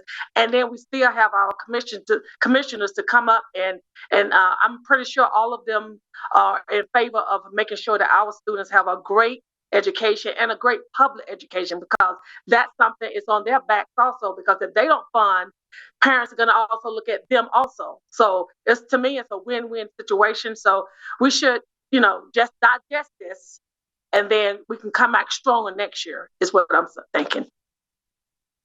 Thank you, Ms. Bella Washington. Ms. Smith? No, I want to thank my colleagues for their points. This is not an easy conversation. Totally understand sort of where they're coming from on both sides. But I am curious, and I would like Dr. Navarro or others to speak to this. On slide 22, when we talk about the cost of family shares, granted that's a projection looking at if we were to share, if this were to go into place this year, it's to the tune of $890,386. Are folks saying that they feel like that's already in the budget? Or do folks understand that we would have to find that in the budget? Like, can we get some clarification on that? Because I'm hearing folks say that we have time and we've already put forward our budget. And I'd just like some clarification for the board in terms of where we expect this money to come from if we haven't spoken to it already.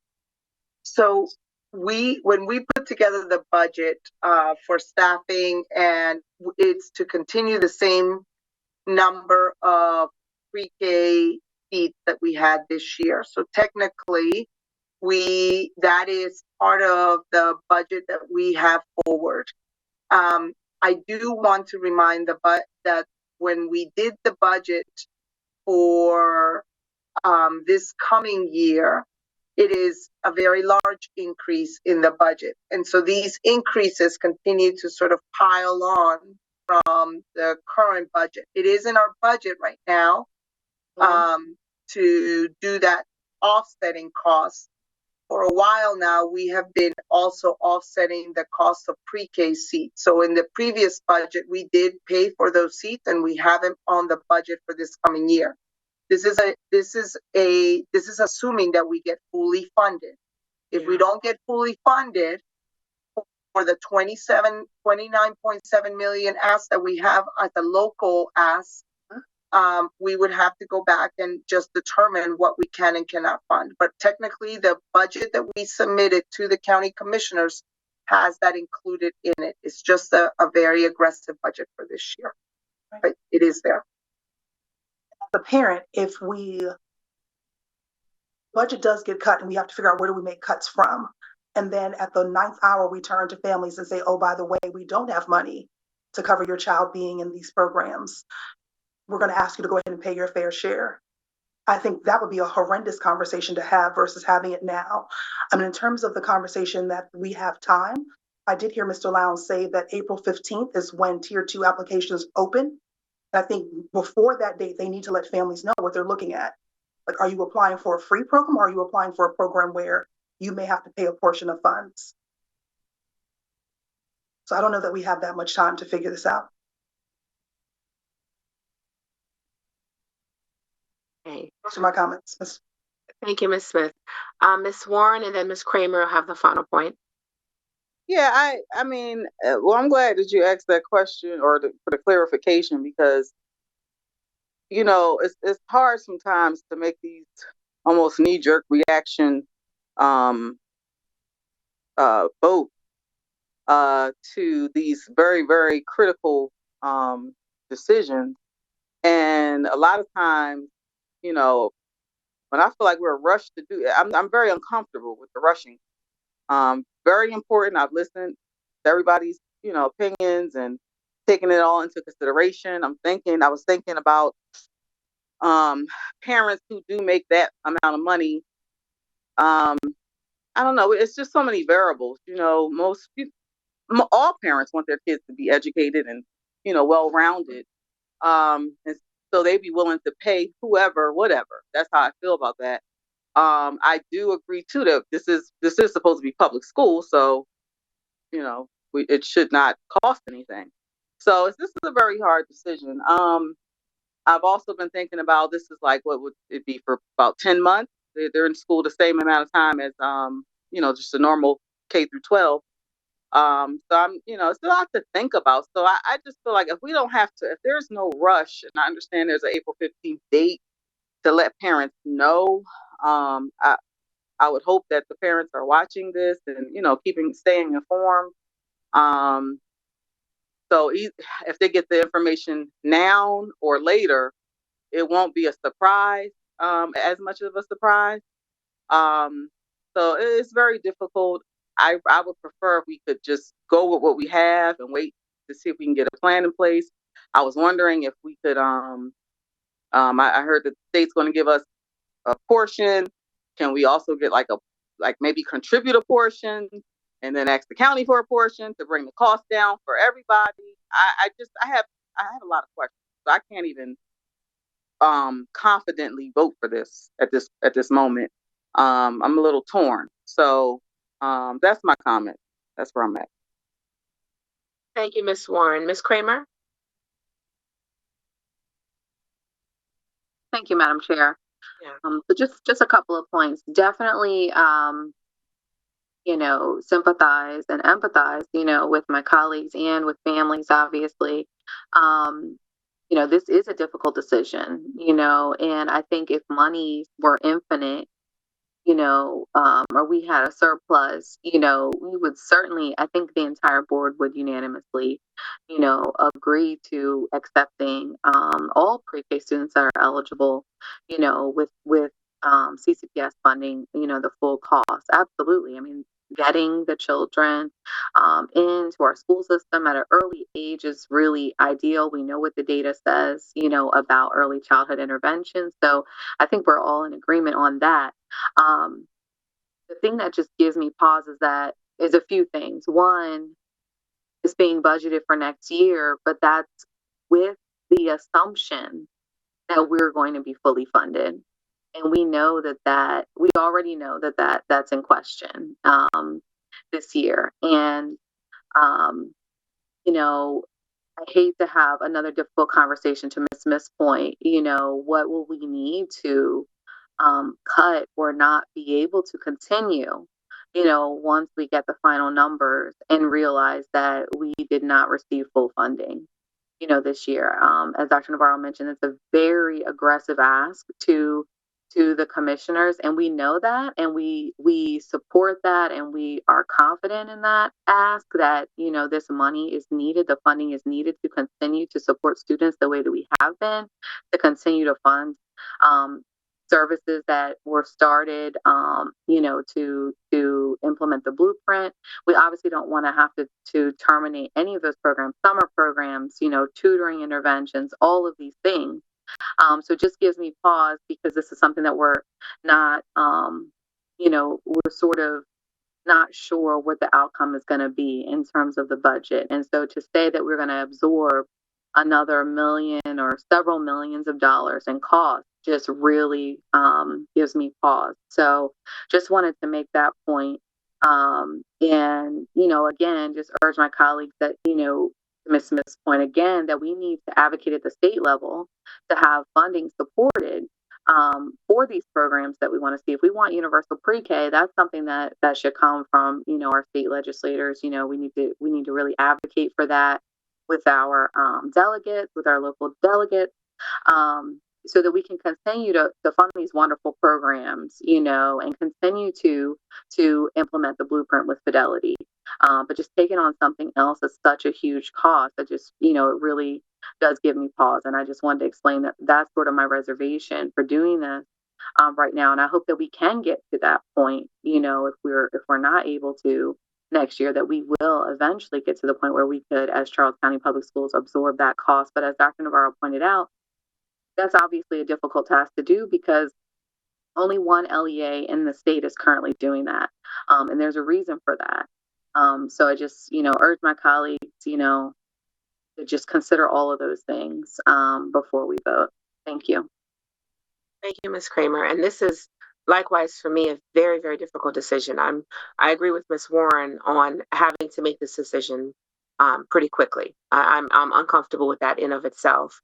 I heard that there are other local LEAs that are choosing not to, but they also don't necessarily have the space either.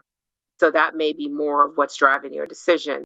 The fact that, well, we probably don't have much room to fit more preschoolers. So they may be just punting the ball down the road. The big question for me, and I agree with Ms. Kramer, is that in the event that we're not fully funded, when we have to circle back and have this uncomfortable conversation, what are you then willing to cut? And that's something I think we all have to have in the back of our minds, because it's very possible it will have to come to that. As a mother who was thrilled when I did not have to pay for pre-K only because of the pandemic and because it ended up being virtual. Otherwise, we were looking at another, $1,000 plus a month. I agree that in a perfect world, pre-K should be free. I absolutely agree with that. I support that wholeheartedly. I just don't know from a funding perspective if we're there yet. And that's what gives me pause. You have to consider, as much as I love the littles, as I always say, we have to consider the entire system. So that's my, it's not an easy decision. And I fully appreciate where everyone is with this. And a quick point of clarification for Mr. Schwartz. Is this something that our student board member, I know it has budget implications. Is our student board member able to vote on this? I would say that this vote is about revenues, and the board does not allow the student member to vote on revenues. The board could, though, decide to allow her to vote by agreeing to allow her to vote by a majority vote of the board. So I'll defer back to you if you want to take that vote or not. If she's voting in favor of it, either way, it wouldn't matter. But if she's voting against it, it wouldn't matter. Okay. All right. Thank you for that clarification, Mr. Schwartz. Is there a motion on the floor? Would someone like to make a motion to allow our student board member to vote? If Ms. Warren, your hand is still up. Is that from before? Yeah, that's from before. Okay. All right. Would anyone like to make the motion that our student member be allowed to vote on this? If not, then we can proceed with the motion. Okay. All right. And I don't believe oh yes, we do. We currently have Miss Smith. Sorry, it's been a long day. We do currently have Miss Smith motion on the floor. Again, for the tier 2 pre-K 4 students to pay a sliding scale, and the tier 3 pre-K 4 students to be paying the full fee. Seconded by Ms. Kramer. We've now ended discussion. All in favor, please raise your hand. Have 1, 2, 3. All right. And all opposed, same sign. Lower your hands, ladies, please. Okay. 1. Okay. So it looks like we have 1, 2, 3, 4, 5 opposed. Make sure I capture it. Yes. Okay, the motion fails. All right. Thank you, everyone. I'll turn it over to you, Ms. Thomas. Your favorite time of the day. Motion to adjourn. Is there a second? Second. Second. All right. All in favor? All right. We are adjourned. Thank you all very much. Everybody have a good night. Thank you, everybody. Good night. Good night.